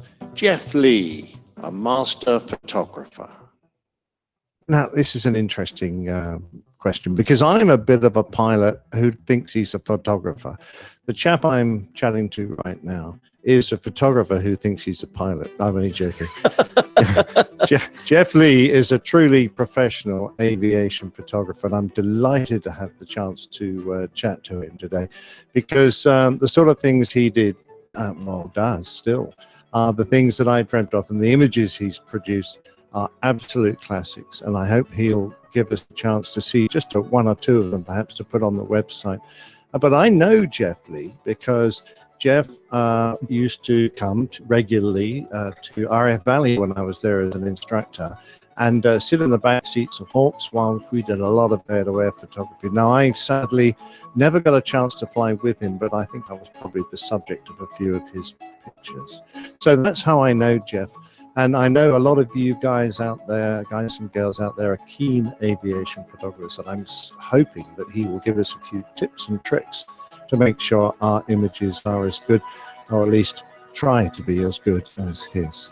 Jeff, lovely to chat to you again after all these years. I know, it's fantastic. When you said, well, firstly, come and meet you again, because we live so close together without knowing it, but it was an absolute delight to come and see you today and see you and your wife. It's been absolutely brilliant so far.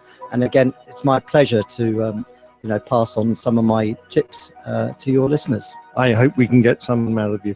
Now, we first met at RF Valley, but I want to go back a bit further. How did you first get into photography as a trade? Actually, it was my second choice, not my first choice.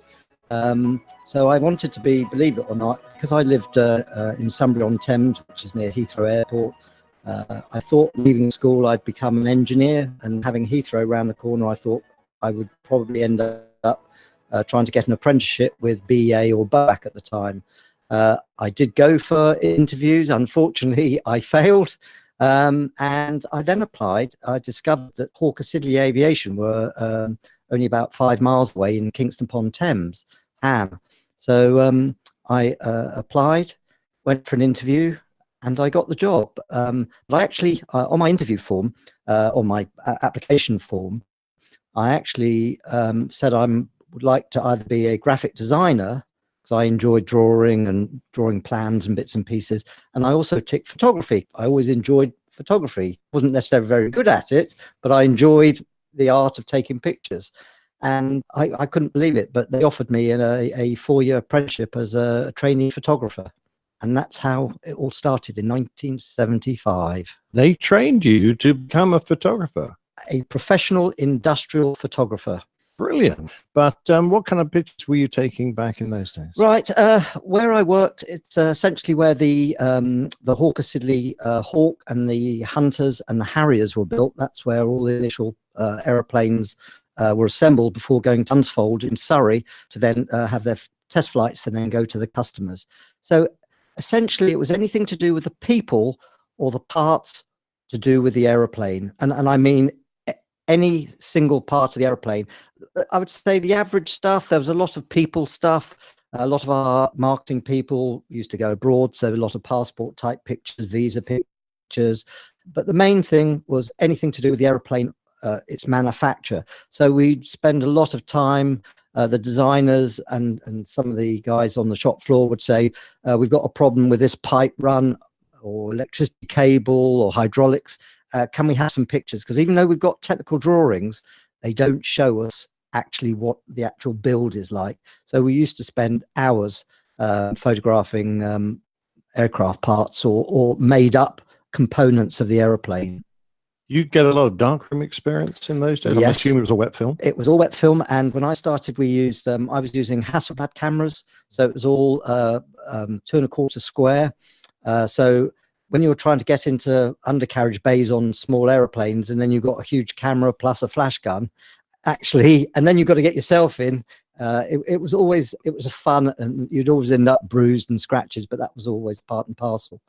As for the darkroom stuff, again, the part of the apprenticeship we learned not just the wet process, which I'll cover just in a minute. We used to actually go into various other departments for 6 months, so you get total grounding of how an aircraft manufacture occurs. Then, as part of that, when I first started going into the photographic department, I would black and white print. I'd learn color printing. Even though I did it at college, it's different when you do ones off to then doing it all day, every day for maybe a week, and then doing photography, processing of black and white films, processing color films, slide films, neg films. And then we also used to do a lot of the old airplanes, a lot of the old dials in the cockpit used to have the plastic dials, but within that dial, there was actually a metal, some wording. So we used to actually, through photographic processes, we actually used to make the metal that used to go into the bits of plastic. Also, our radar screens at Dunsfold at the time, your approaches and your glide paths, so the air traffic controllers used to see you coming down. That we used to do those on glass plates, and they had to be exact, because obviously, if it was out by a certain percentage, obviously that wasn't at the right heights. We're talking about photographic etching here, are we? Yes, some kind of etching the glass. Yeah. Wow. Oh yeah. And again, our files at Kings upon Thames went back to the early 1914s. So we had the original whole plates of all the Sopwith aeroplanes.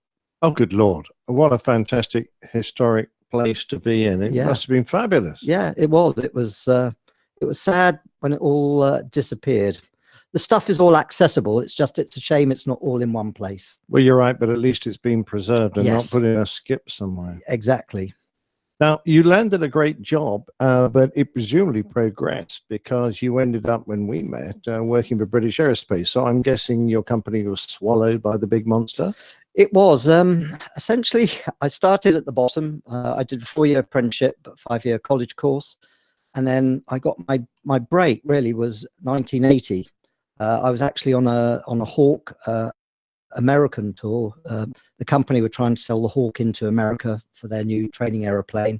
And I met an RF exchange officer called Chris Taylor, and we got on like a house on fire. And he said, I'm going to be taking over at Valley on one squadron, and I would love you to come and fly with me. And that's how it all started, and that's when we met. I had no idea you met Chris in America. Yeah, he was flying T-38s at Randolph Air Force Base. Well, I never. What a coincidence. Yeah. Now, of course, that's where our story starts, Yeah. because I was posted to number 1 squadron at 4FGS Valley, and ended up working for Chris as one of his flight instructors. And that's how we met, because you started coming along and leaping into the back seats of various aircraft to do all sorts of things. Yeah. Now, let me go back a bit. What was your very first airborne photo shoot, and how did it go? Right. Interesting. Believe it or not, it was not in a military aeroplane. Again, as I slowly worked my way through the company, and my aim, having seen my colleagues in front of me and apprentices that had finished their apprenticeship that I was working for, some of them didn't get the opportunity to fly military aeroplanes. For me, I can't remember the exact date, but it was probably 1978-ish, when we used to have a new Hawk aeroplane. A new airplane came out the hangar, different paint scheme, or you'd have different weapons on. The company required air-to-air photographs. So what we used to do, we would use one of our communications aeroplane, which was a de Havilland Dove, a twin-engine aeroplane. Yeah, I remember the Dove. Yes. And also, after that, we had a Seminole, Piper Seminole, as again, communications aeroplane, but they could all do about 140 knots, which when you get a Hawk, you put the flaps down, you can comfortably fly at 140, 120, which was more than enough to do the air-to-air photography from. Okay, it wasn't very, it's not like the aeroplane could do lots of maneuvering, but it was good enough for the purpose of the exercise. So my first one was in a Dove aeroplane, and I remember we were actually right at the back of the aeroplane where the loo was, and they took all the doors off just to give us more room. But the problem was that the main door out or in and out of the aeroplane was just some flimsy little lever. And a couple of times, my pilot that we were photographing actually had to radio in to say, "Could you just turn the handle? Because if you don't, you'll end up falling out." I remember that so vividly because it happened so many times. Oh Lord! Yeah. So health and safety was paramount in your mind at that point. Yes, it was. I can tell. So that was my learning, early learning on air-to-air photography. And learning, I suppose, the key to it is communication, and also learning pilot terms, because at that stage I was so naive. I didn't really know anything about the art of flying and the terminologies, talking to pilots. And I suppose that early first couple of flights where you have to brief pilots, but if you don't really know what airplanes do, can and can't do, as I said, that was a very steep learning. But my real break came in 1980. I had just come out of my apprenticeship, and Chivener was going to reopen a second time, and there's going to be a new Hawk squadron down there. And one of my first away jobs for the company as a fully qualified junior photographer was to go down to Chivener and photograph the opening ceremony with the Hawks and the helicopters and meet everybody, but photograph it for the company as they were our aeroplanes that were going to be there for the first time. And I met the boss of the squadron, a super chap.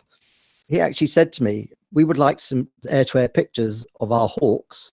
Would you be prepared to come?" And I said, "I would love to. The problem that I've got at the moment, I'm in sort of a catch-22. My company would like to put me on a medical survival training course and do my yearly medical, but they don't know whether or not I'm going to be suitable, whether I'm going to be throwing up, whether I never want to be in an aeroplane again." So I explained this to the boss, and he said, "We'll fly you, and providing you do your job, I'll write to your boss." And that's really how my career started in 1980, all through to this one guy who had faith in me. Isn't that marvelous? Yeah. And presumably from the back of that, you got yourself a proper aviation medical. Yeah. And one of the very few photographers who had that kind of access to military aircraft. There was no stopping you after that. It was one, trying to get my name known, trying to get my work known. And Chivener was a good platform, because not only am I meeting instructors who are then probably going to go back onto the front line, I'm also meeting students going through. So hopefully when they get to their squadron, I'll meet them again, or 5 years, 10 years later. And that's what's happened. The people I met back in the early 80s and 90s, both Valley, Chivener and Brody, they're now chiefs of the Air Force. And I still are friends with them to this day. Or, some are group captains, some are air commodores. And that's what's so nice, is the fact we're friends with these people today. Brilliant. And they opened doors, hopefully. They have done, yes. So we've heard about your first airborne shoot. Perhaps you could explain to us some of the challenges you face when trying to do air-to-air photography. Most of my challenges are when I either get a phone call or an email, "Jeff, we'd like you to come to our airbase. We want you to photograph X, Y, or Z."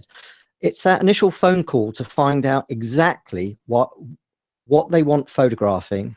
Why? Is there anything specific? And then really for me, I then put together a photographic brief, the information they've provided. And in the old days, it used to be on paper and then overhead projectors. And now, of course, we're into modern day PowerPoints. So that has all changed in terms. But actually, my planning process is exactly the same. And I scrupulously go through what is possible. And again, now having done it for 40 years, I know what airplanes can do, can't do. I know what pilots can do and can't do. And I also know when I'm given a set of pilots, I know they're all highly competent professional people that obviously trust their other colleagues when we're doing formation flying. But so it's more the maneuvering, and obviously they've got to have faith in what I want, but safety is paramount. That is the key to good planning, is safety. But knowing when you're in the vertical, where one peels away from the other, what height you rejoin, that one's on odds, one's on evens. So it's not just the photography I have to think about. I also have to think a little bit about the safety of it. Planning is the key. And you only get that with years and years and years of experience. You say you've been in the industry 40 years. That's more or less as long as I've been a professional pilot. So we've kind of, our careers have paralleled. It's very interesting. And of course, some of the maneuvers you're asking your pilots to perform aren't the average day-to-day maneuver. They may be just an absolute one-off that they've never attempted before, and they're going to have to exercise their skills in order to pull off what you're asking for. Yeah. What generally, and the type of airplane to a degree is academic, other than the speeds and maybe the turning ability.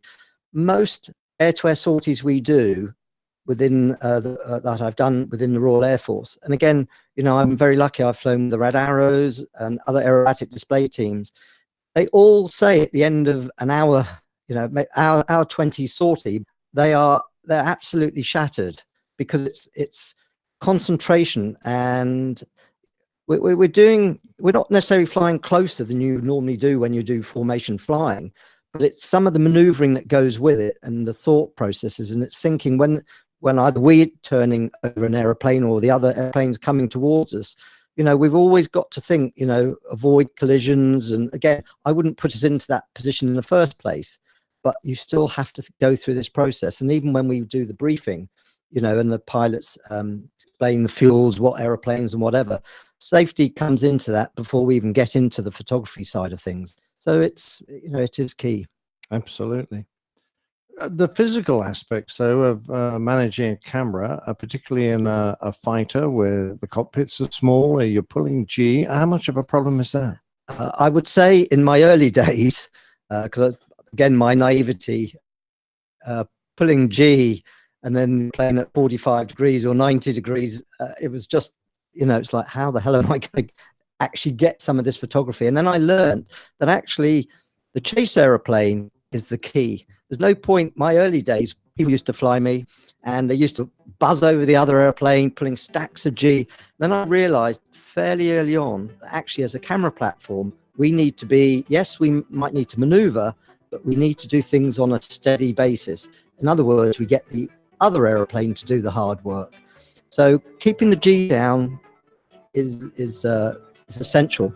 And in the early days, using Hasselblads, so that camera was extremely heavy, and there was we had magazines loaded with the film in, and each magazine that we used to have only took 24 pictures, and it was a roll film, not cassettes. I used to take up 6 magazine backs with me, so that in itself is a lot of space. So what the navigators used, they had a nav bag which was like 2 aircrew pockets that had been sewed together with Velcro, so it meant that when my magazines were in there, they would stay safe in there. Biggest problem pulling G, the camera would actually pack up at 4G. It was the mirror. We're going to leave it there for the moment, and I may be being a bit self-indulgent, but as a keen photographer, I have to say I found this and the rest of the interview absolutely fascinating. Thanks very much to Jeff Lee for his time and his insights into this amazing subject.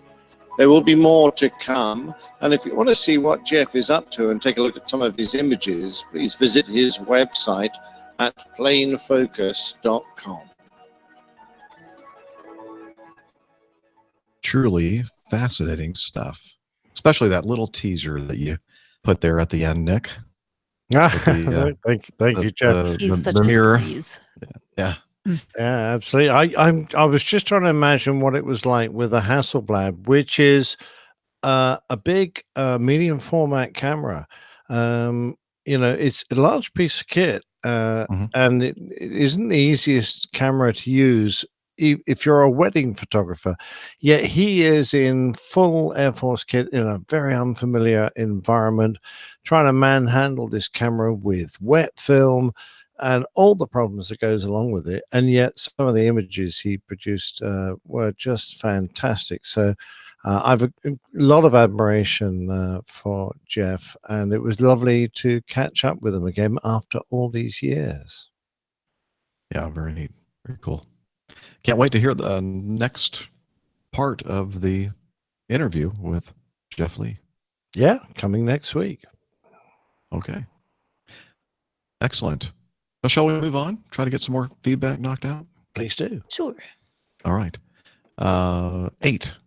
Tony says, I guess this one's for Captain Nick, retired. But first, congratulations on your retirement. I'm sorry that you didn't get to fly your retirement flight and have the water cannon salute. I guess maybe we can simulate that somehow at Oshkosh. Yeah, possibly not. I love that Okay. idea. We are definitely doing that. I will buy the Super Soakers now. All right. Damn. Jeff, we need to buy some shields. I don't know. What can we do? Why? I'm going to be with one of the soakers. Yeah, Jeff's going to be with me. Like, Oh, you're on your thank own you. this one. Thank you very much. 1v4. That's not fair. Anyway, he continues. I've often wondered if UK and other airlines have air marshals on board. Do they? When U.S. airlines arrive in the UK, what do the air marshals do with their weapons? Guns are not allowed in the UK. I could not bring my Ruger 9mm with me when I returned after living in the U.S. for 8 years. Do the air marshals have to surrender them to UK authorities airside before they go to the hotel for rest and collect them before the return flight to the U.S.? Are they secured on the aircraft where they are technically not in the UK? As an aside, Donald Trump is currently in the UK.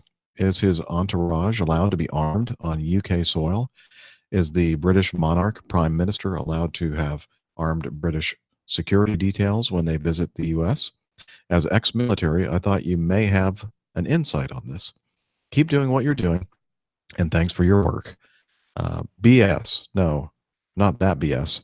TW and CAVOK. So blue skies, tailwinds, and Cav OK. Are you missing the job yet? Best regards to you all, Tony Kinsley. And I think I might know the answer to this. I think they're using those rubber band guns. So they're okay, I think. Yeah. Did you ever have spud guns when you were a kid? Yeah. Potato gun? Potato. Sure. Yeah, I think that's what When I was a kid, like 4 years ago. Kid at heart. Yeah. Those things right, can be brilliant. dangerous. Oh, yeah. Yeah. We're yeah. highly trained professionals. I definitely would not suggest using one at home. Yeah. I know, but they worked damn well. Mm-hmm. Well, So- I wish I could answer this one, Jeff, but Mhm. sadly, we get drawn a little bit into this world, but not nearly as closely as you would like, Tony, to be able to give you an informed answer.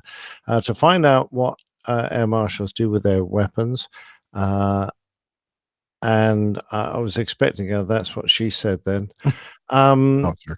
Yeah, you're going to have to ask an air marshal because the limit of our exposure to their presence on an aircraft is the fact that we usually inform they're on board. Sometimes we meet them, but where they stick their weapons, sorry, that's not essential knowledge for us. And it sort of comes under the caveat of need to know. So that was sort of originated in the military, and it has continued on into a lot of aspects of the safety and security personnel.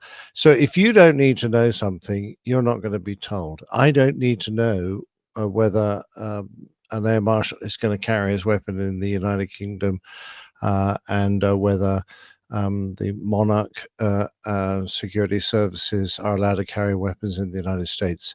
So no one's going to tell me. And I'm from that point of view, I might as well be just a British citizen going, yeah, I don't know. Quite honestly, it's up to the security services, and the least we know, probably the better, because we don't want to inform those that might do us harm or do our politicians, etc., harm. So other than the fact that we are, as a captain, we usually inform they're on board, that is the limit of my knowledge, I'm afraid. So if you at least answered his first question, which is, I've often wondered if UK and other airlines have air marshals on board. So I guess based on what you just said, yes. Yes, we do. Yes, yes, we do. There is a system of the equivalent of air marshals for the United Kingdom, and they do come on board our aircraft. So yes, it exists, and yeah, but that's it. And what's more, I think you'd probably understand, even if I knew, that we couldn't say. Yeah, we wouldn't say, because it rather defeats the object if you pass intelligence to potential enemies. I mean, yeah, exactly. What more can I say?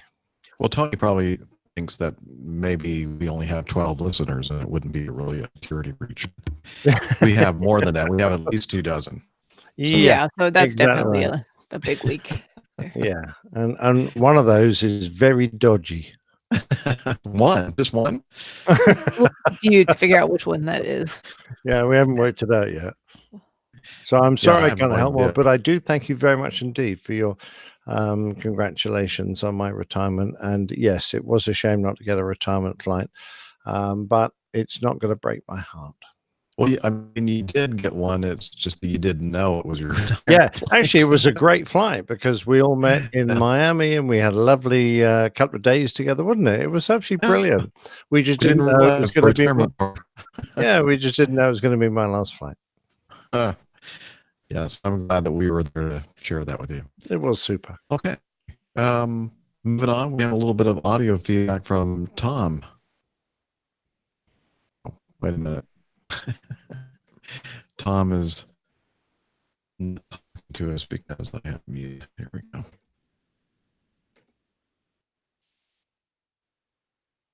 Okay. I unmuted it. Now I put the sliders. Here we go. I just listened to episode 277. Tom, start over. Greetings, APG crew. This is Tom from Columbia, Missouri. I just listened to episode 277, and as always, it was a fine listening experience, and I definitely continue to appreciate what you guys do. I want to try to help you guys a little bit stay above 50%, and I want to comment on the story you guys talked about with the fuel contamination, being contaminated with diesel exhaust fluid, also known as DEF.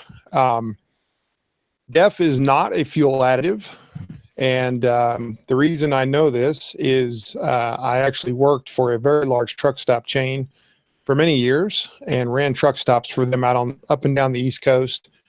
Did that for quite a while, and I also operated a truck for a while that required DEF, and I have no idea why DEF would even be close to jet fuel. The only thing I could imagine is it was being brought out to the airport, maybe to be used in the trucks that the airport operates in and around the airport. I can't imagine that it's used anywhere in or around the jet engine. But anyway, I just thought I'd clarify what DEF is. Diesel exhaust fluid is not a fuel additive. It is actually kept in a separate tank, and it is used for cleaning the exhaust on diesel engines.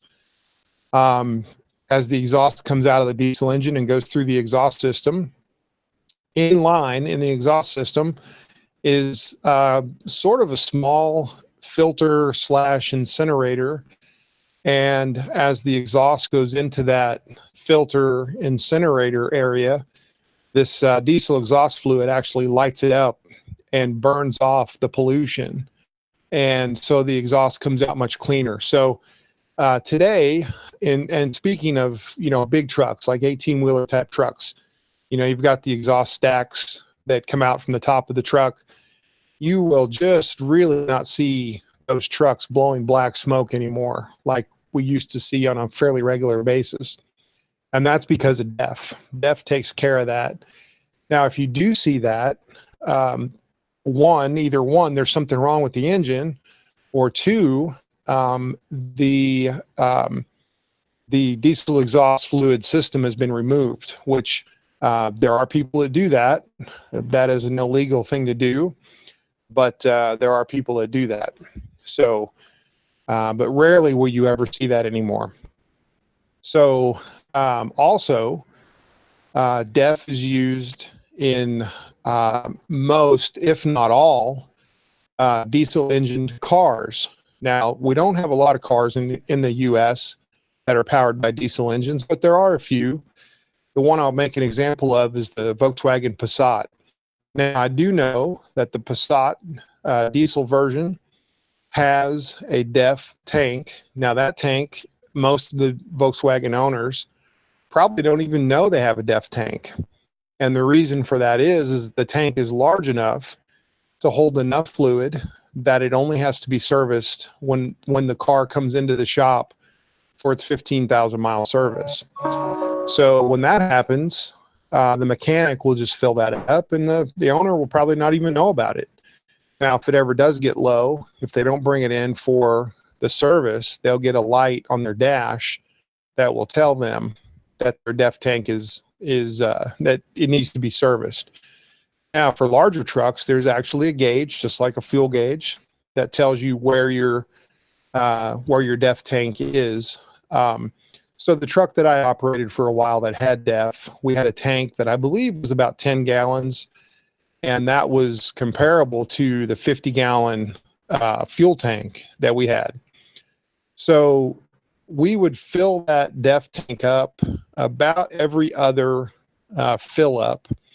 And when we would do that, the tank would be about half full, maybe a little under half.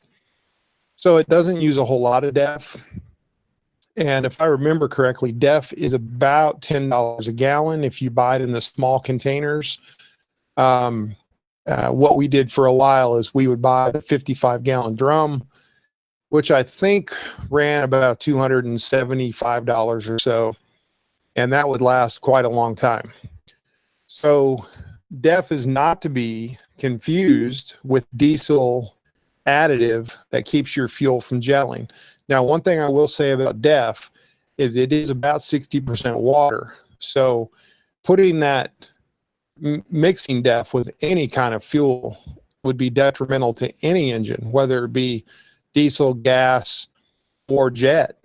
That water would just not be good for any engine. But like I said, it's not to be confused with diesel additive that is used in the wintertime to keep your fuel from gelling. Now, most fuel that you buy in the winter, diesel fuel, is not pre-treated, and there's a couple reasons for that. Number one, the below ground tanks are temperature stable enough that it doesn't have to be treated to keep it from gelling in the winter. And number two, selling diesel additive in the winter is a good sales thing that truck stops and other places do to build their sales in the winter. Those drivers come in, they fill their trucks up with fuel. It's really cold. They don't want their fuel to gel, which in turn will kill their engines. You put in this additive that we'll be happy to sell you, your fuel won't gel. So it's a nice little add-on sale for pretty much everybody that buys diesel fuel. But DEF is not an additive. So again, I have no idea why it would be mixed in with jet fuel. It sounds like somebody just made a really bad mistake. So that's it. DEF is completely separate, not to be added. And hopefully that's clarified things a little bit on what DEF is, and hopefully it'll help keep you guys a little above 50%. Thanks again for all you do, and hopefully I will see some of you soon.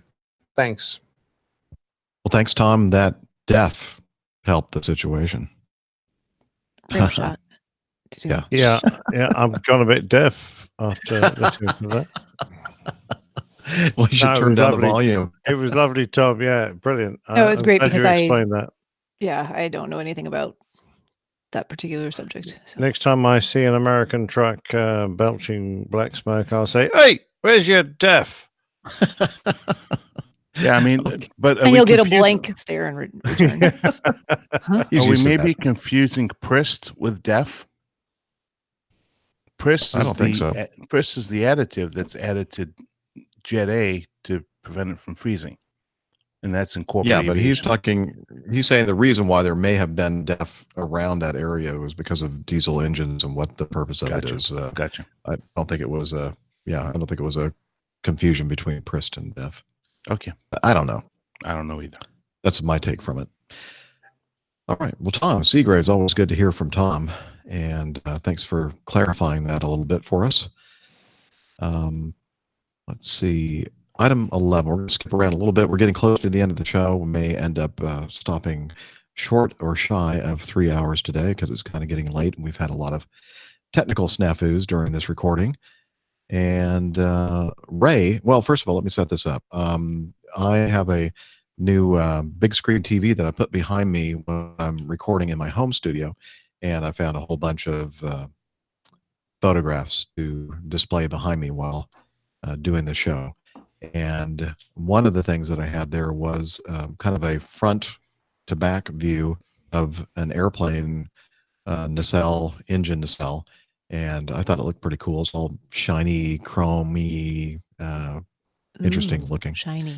Yeah, shiny, chromy. Mhm. And Sorry. Ray, Sorry. my neighbor to the north in Alpharetta, sent us this feedback, and he says, I believe that the pic behind you was this airplane, which is Dornier 31, or Dornier, however you want to pronounce it. That was a hell of a pick, wasn't it? I mean, what kind of an av geek knows that? I know. mean, And I he, was- when we were Ray. doing the show, he recognized it. He said, I think I that's know, a it was Dornier. brilliant. I was It's very amazing. impressed.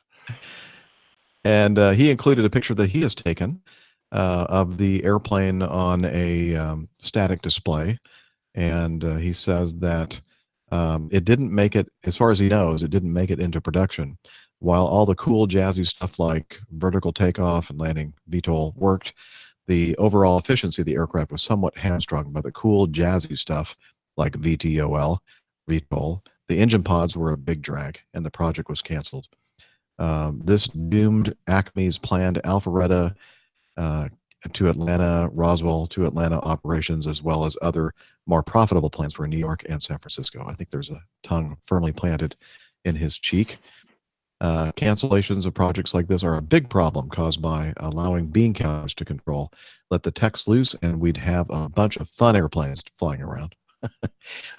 It's a very science fiction looking airplane, though. It looks futuristic, even Yeah, still. it does.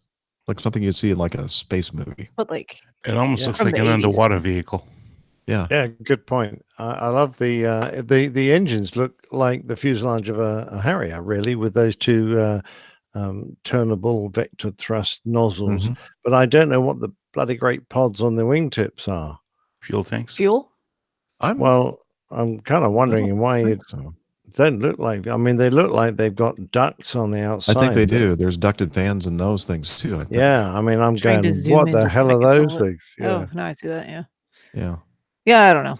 interesting, isn't it? Though Water cooling for the vertical takeoff and I think they're a jacuzzi, personally. Or ice cooler, like an ice chest for Yeah, beer. yeah, could be. Yeah, could be, beer, yeah. excellent. Yeah, absolutely. Yeah, keeping your beer cold.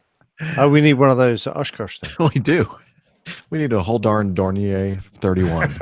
Yeah, with Isn't the that the beer. RV that you rented? It's Well, it's just going to be that? very similar. You're going to drive it up from Chicago. Excellent.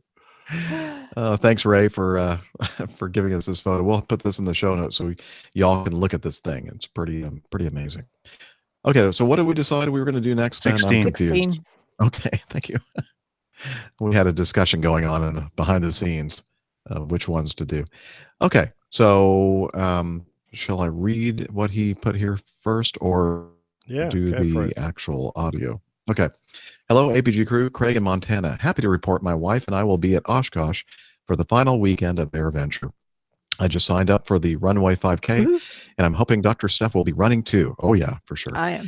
And that the party will still be going for the last weekend. Some radio communications questions have been bouncing around in my head for months. First, what's the status or designation of 131.2? On my scanner, I hear mainly the regionals like Horizon and SkyWest coming into Missoula using that frequency occasionally to request fuel and sometimes ice and drinks for their turnaround. Seems like it's an airport ops frequency because I once listened to a de-icing lesson between personnel at Missoula on that channel. Also, what about 131.8? It seems that it's a medical emergency frequency because I once heard a one-sided conversation from a flight deck for a patient with a medical problem. So have you, or have any of you, used these frequencies lately or ever? And for Captain Nick, does UK and Europe use those frequencies or equivalents. Thanks all, and I look forward to seeing you at Oshblast. Craig Messerman.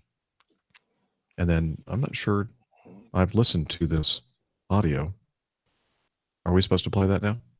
Don't know. I don't know. No clue. Ask the Let's Ask the producer. producer. Liz, am I supposed to play this? I'm not even sure what it is. I would just play it. You Okay, need a let's go. producer in your headphones, Jeff. Here we go. Hello, APG crew. This is Craig in Montana. Happy to report that my wife and I will be at Oshkosh for the final weekend of Airbender. That Tim, in his own voice, reading what I just read. Oh, damn. So maybe you should just play it, and then we can. Well, you know what I'm going to do? Something in post. We know, yeah, this will be post. I'll play his audio in post, and then we'll answer. Okay. There. So yes, Craig, to answer your question, I will be running the 5K. Oh, that's easy. Yeah, she'll be running to get away from you. I was starting at the beginning.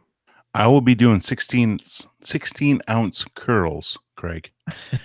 I will be cheering Steph as she crosses the finish line, holding out a beer for her to quaff.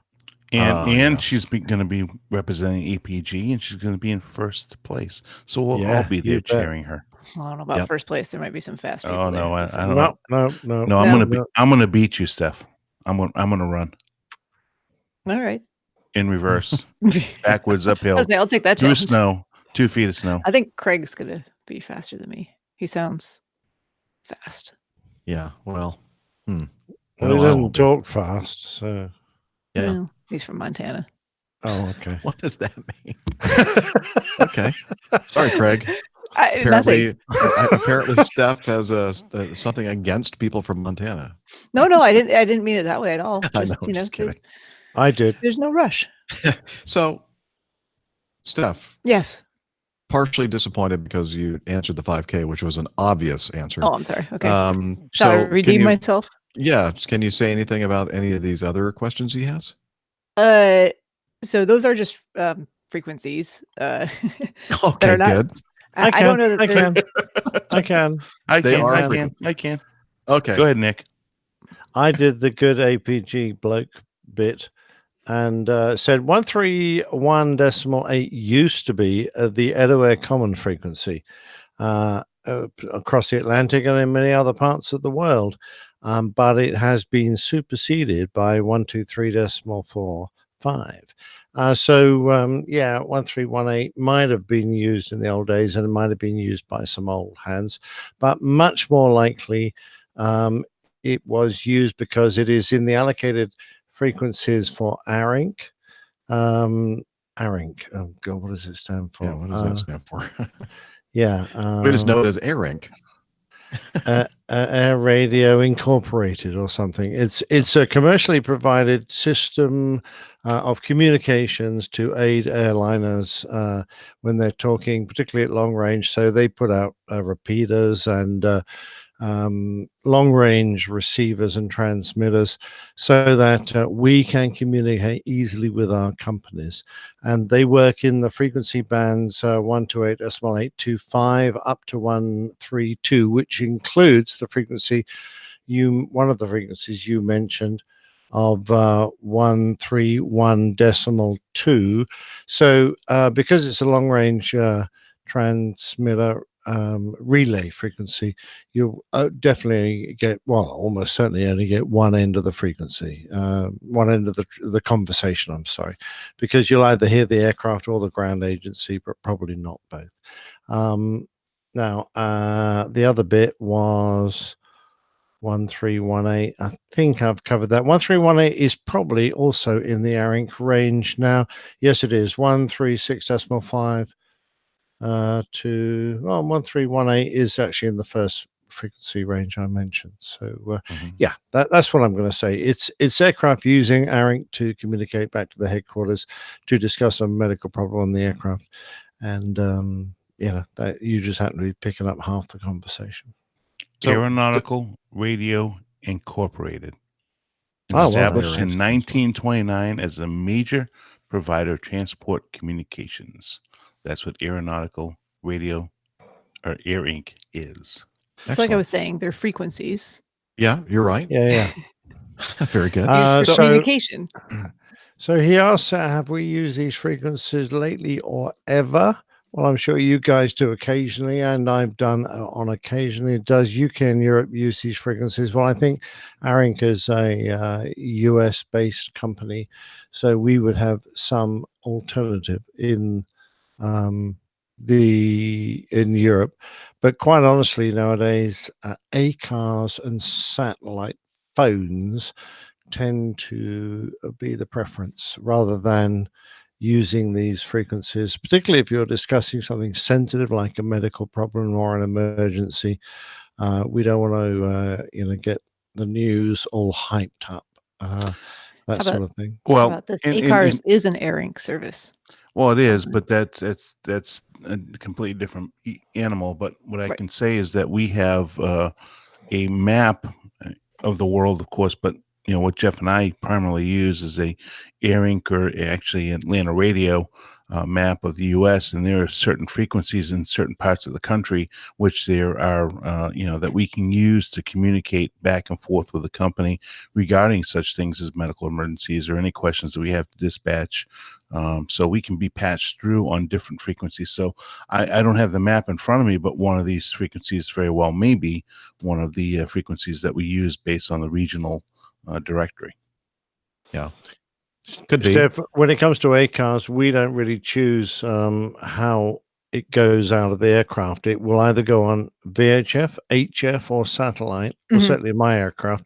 And if it goes out on VHF in the States, it will probably go out on an ARINC frequency because I suspect that ACARS, our ACARS system uses that as a data link. So frequency. truly, I'm not familiar with all of this, but the way I'm reading about AirInc is that it's actually a company, basically, or a provider of all of these services and these frequencies.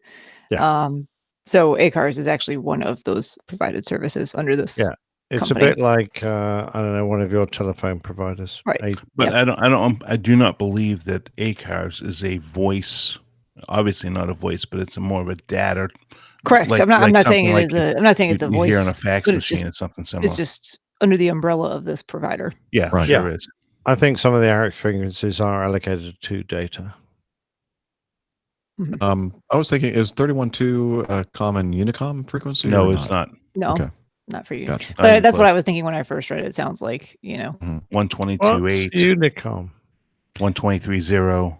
Those are common Unicoms. It's a what is Unicom is a frequency that is used for contacting fixed base operations and stuff to when you're approaching an airport. Okay. Also for traffic pattern work. So if you're in a traffic pattern, those frequencies are common frequencies that you'd use to be able to communicate your position within the traffic pattern at a non-controlled airport. Oh, that's true. a lot So of times they are the same frequency. Yeah, a lot of times they are the same frequency, but sometimes they're not.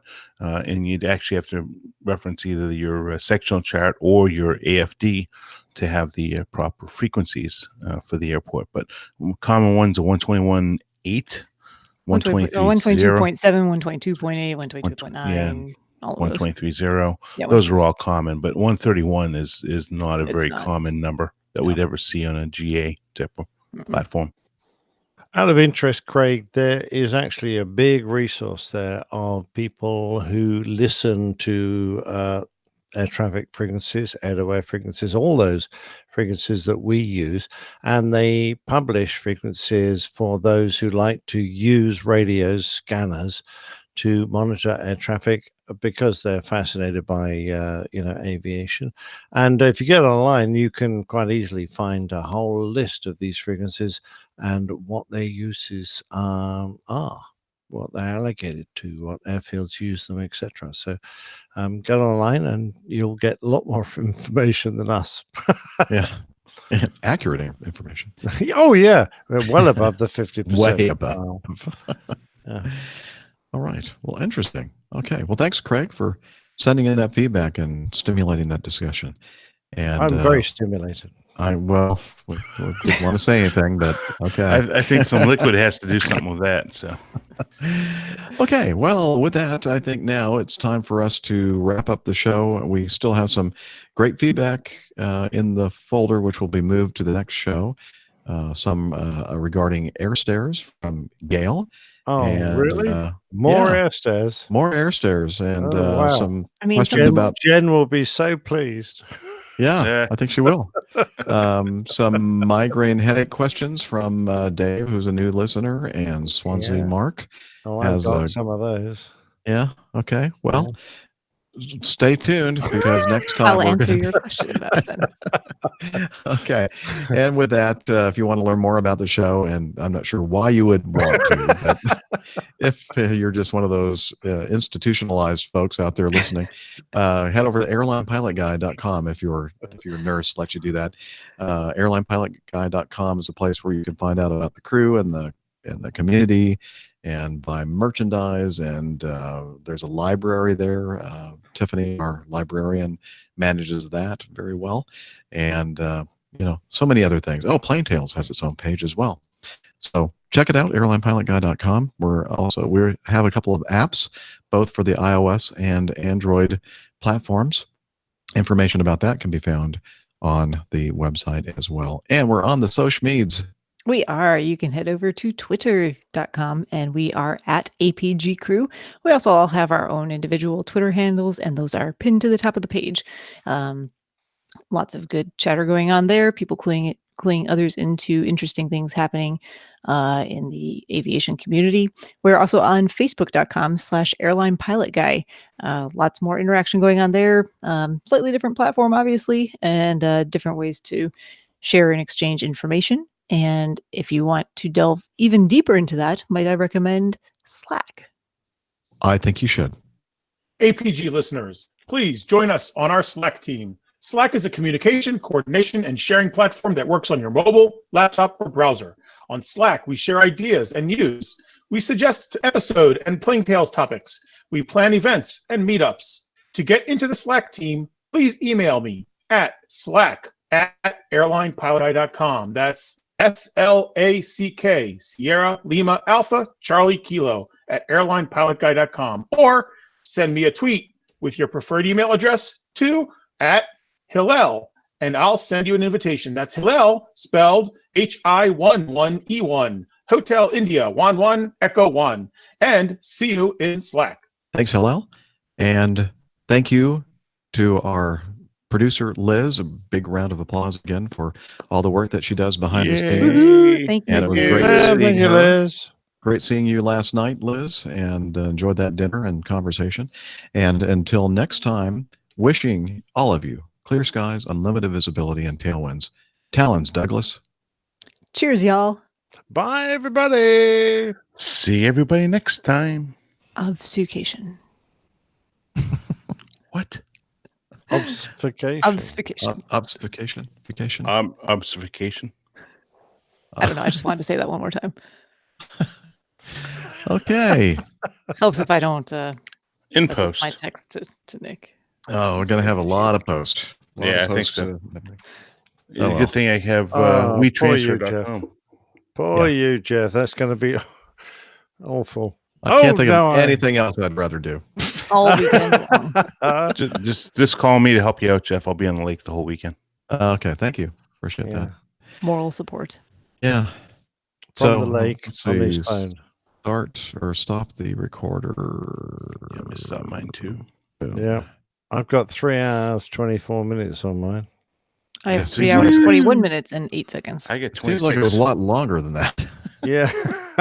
It's a Tell long me about freaking it. time. Yeah. Just ask my butt. Well, I'm not going to, but thank you for the offer. It will be happy to share. Okay. Thank you, everybody, for hanging out with us again in the chat room and putting up with all the staff snafus. Nick, I know that you're fighting off sleep. You need to get to bed and get a good night's rest, and good luck on all the... Yeah, we got to have some discussions. I need to know the title Okay. of the show.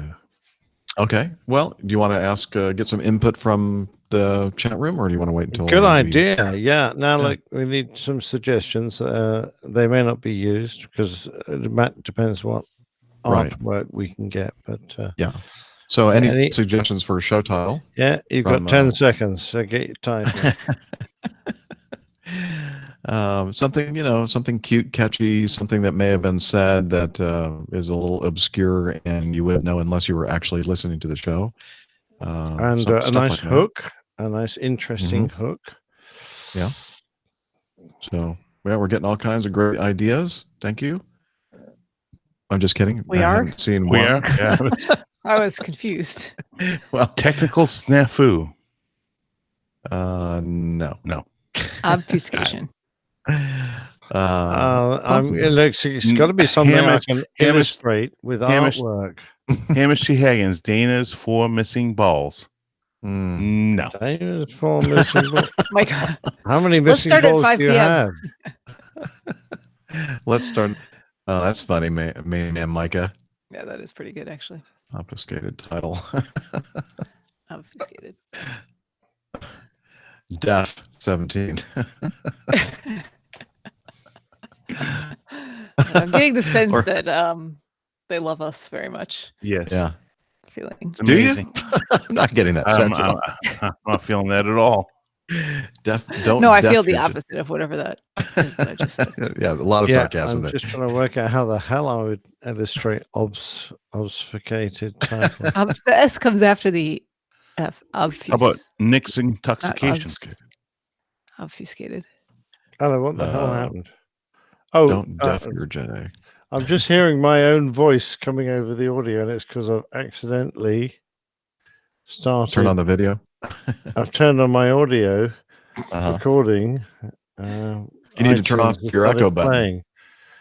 Sell naming rights for the shows. This show is sponsored by. Oh no. Yeah, we don't want to do that. By Mutt Muffs. We want to stay out of the that business. I'm very glad we haven't had any sensible suggestions. That's good. It's perfect. It's working out well. Well, they just good idea, guys. Great idea. Yeah, they just proved that they have no clue. Yeah, exactly right. We're just kidding, of course. Oh, Maddie the Flying Dog. Yeah, that has some. No. I was thinking more like Oshkosh preview to do with suicide and Dignitas and Again, Jeff, Nick, with that, you keep hinting that I should check these people out. I think Jeff cutting his own throat, that kind of thing. Standby technical difficulties. Yeah, with the little spinning wheel of death pattern or whatever. Yeah, you see on the TV. Sadly not isolated to this show. No.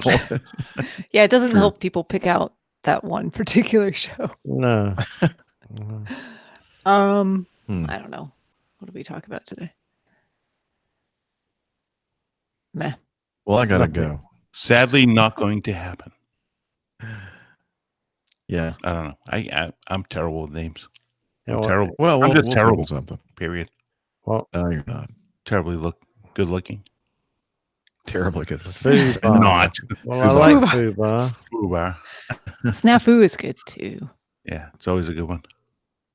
Fuzzy Jeff hit it again. What the hell's this damn file? Okay, well, you know what? Keep thinking. We'll take all of those into consideration. Yeah. Yeah, useless lot. They've been filed in the appropriate. You guys are Yeah. nothing for us.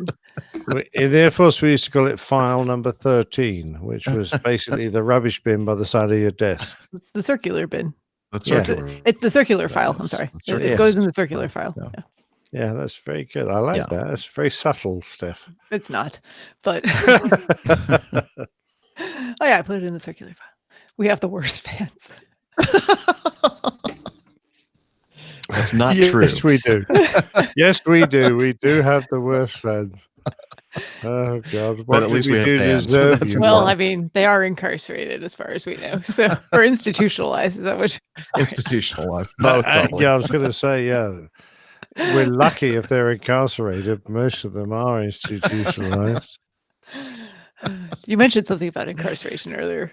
That was the showers and the camping grounds at Oshkosh. Sounded like U.S. prison. Right. Institutionalization. That might be a reasonable title. I could do Jeff in a one of those things where your arms jumpsuits. Yeah, that's what I think. It's not a jumpsuit. That's like what Steph wears when she jumps out of airplanes, isn't it? That's a jumpsuit, yeah. Yeah, that kind of suit you. A straight jacket, you mean? Straight jacket. That's right. Jeff in a straight jacket. That's what I could do. Jeff in a straight jacket. That would be fun. That would be. Yeah, that would be I a would lot do of that fun. for free, Jeff. Really? Yeah, I Not your would. normal fee. No. I'd waive my fee to do Jeff in a straight jacket. You'd have an incredible pay raise. Yes. Well, I've already had 100% pay rise this evening already. So, Yeah, I geez, know. he can't afford to offer me any more. I'm gonna have to start begging for more money for the coffee fund. You guys keep doing this. Okay. Hey, Yeah. I really have an early morning, and I need to wrap it up. So sorry. No worries. Yeah, quite right. Gonna wrap it up too. Okay. All right. No, bye, everybody. Yeah, thanks everybody for hanging with us. Thanks for the great suggestions, and we'll see you next time. Bye.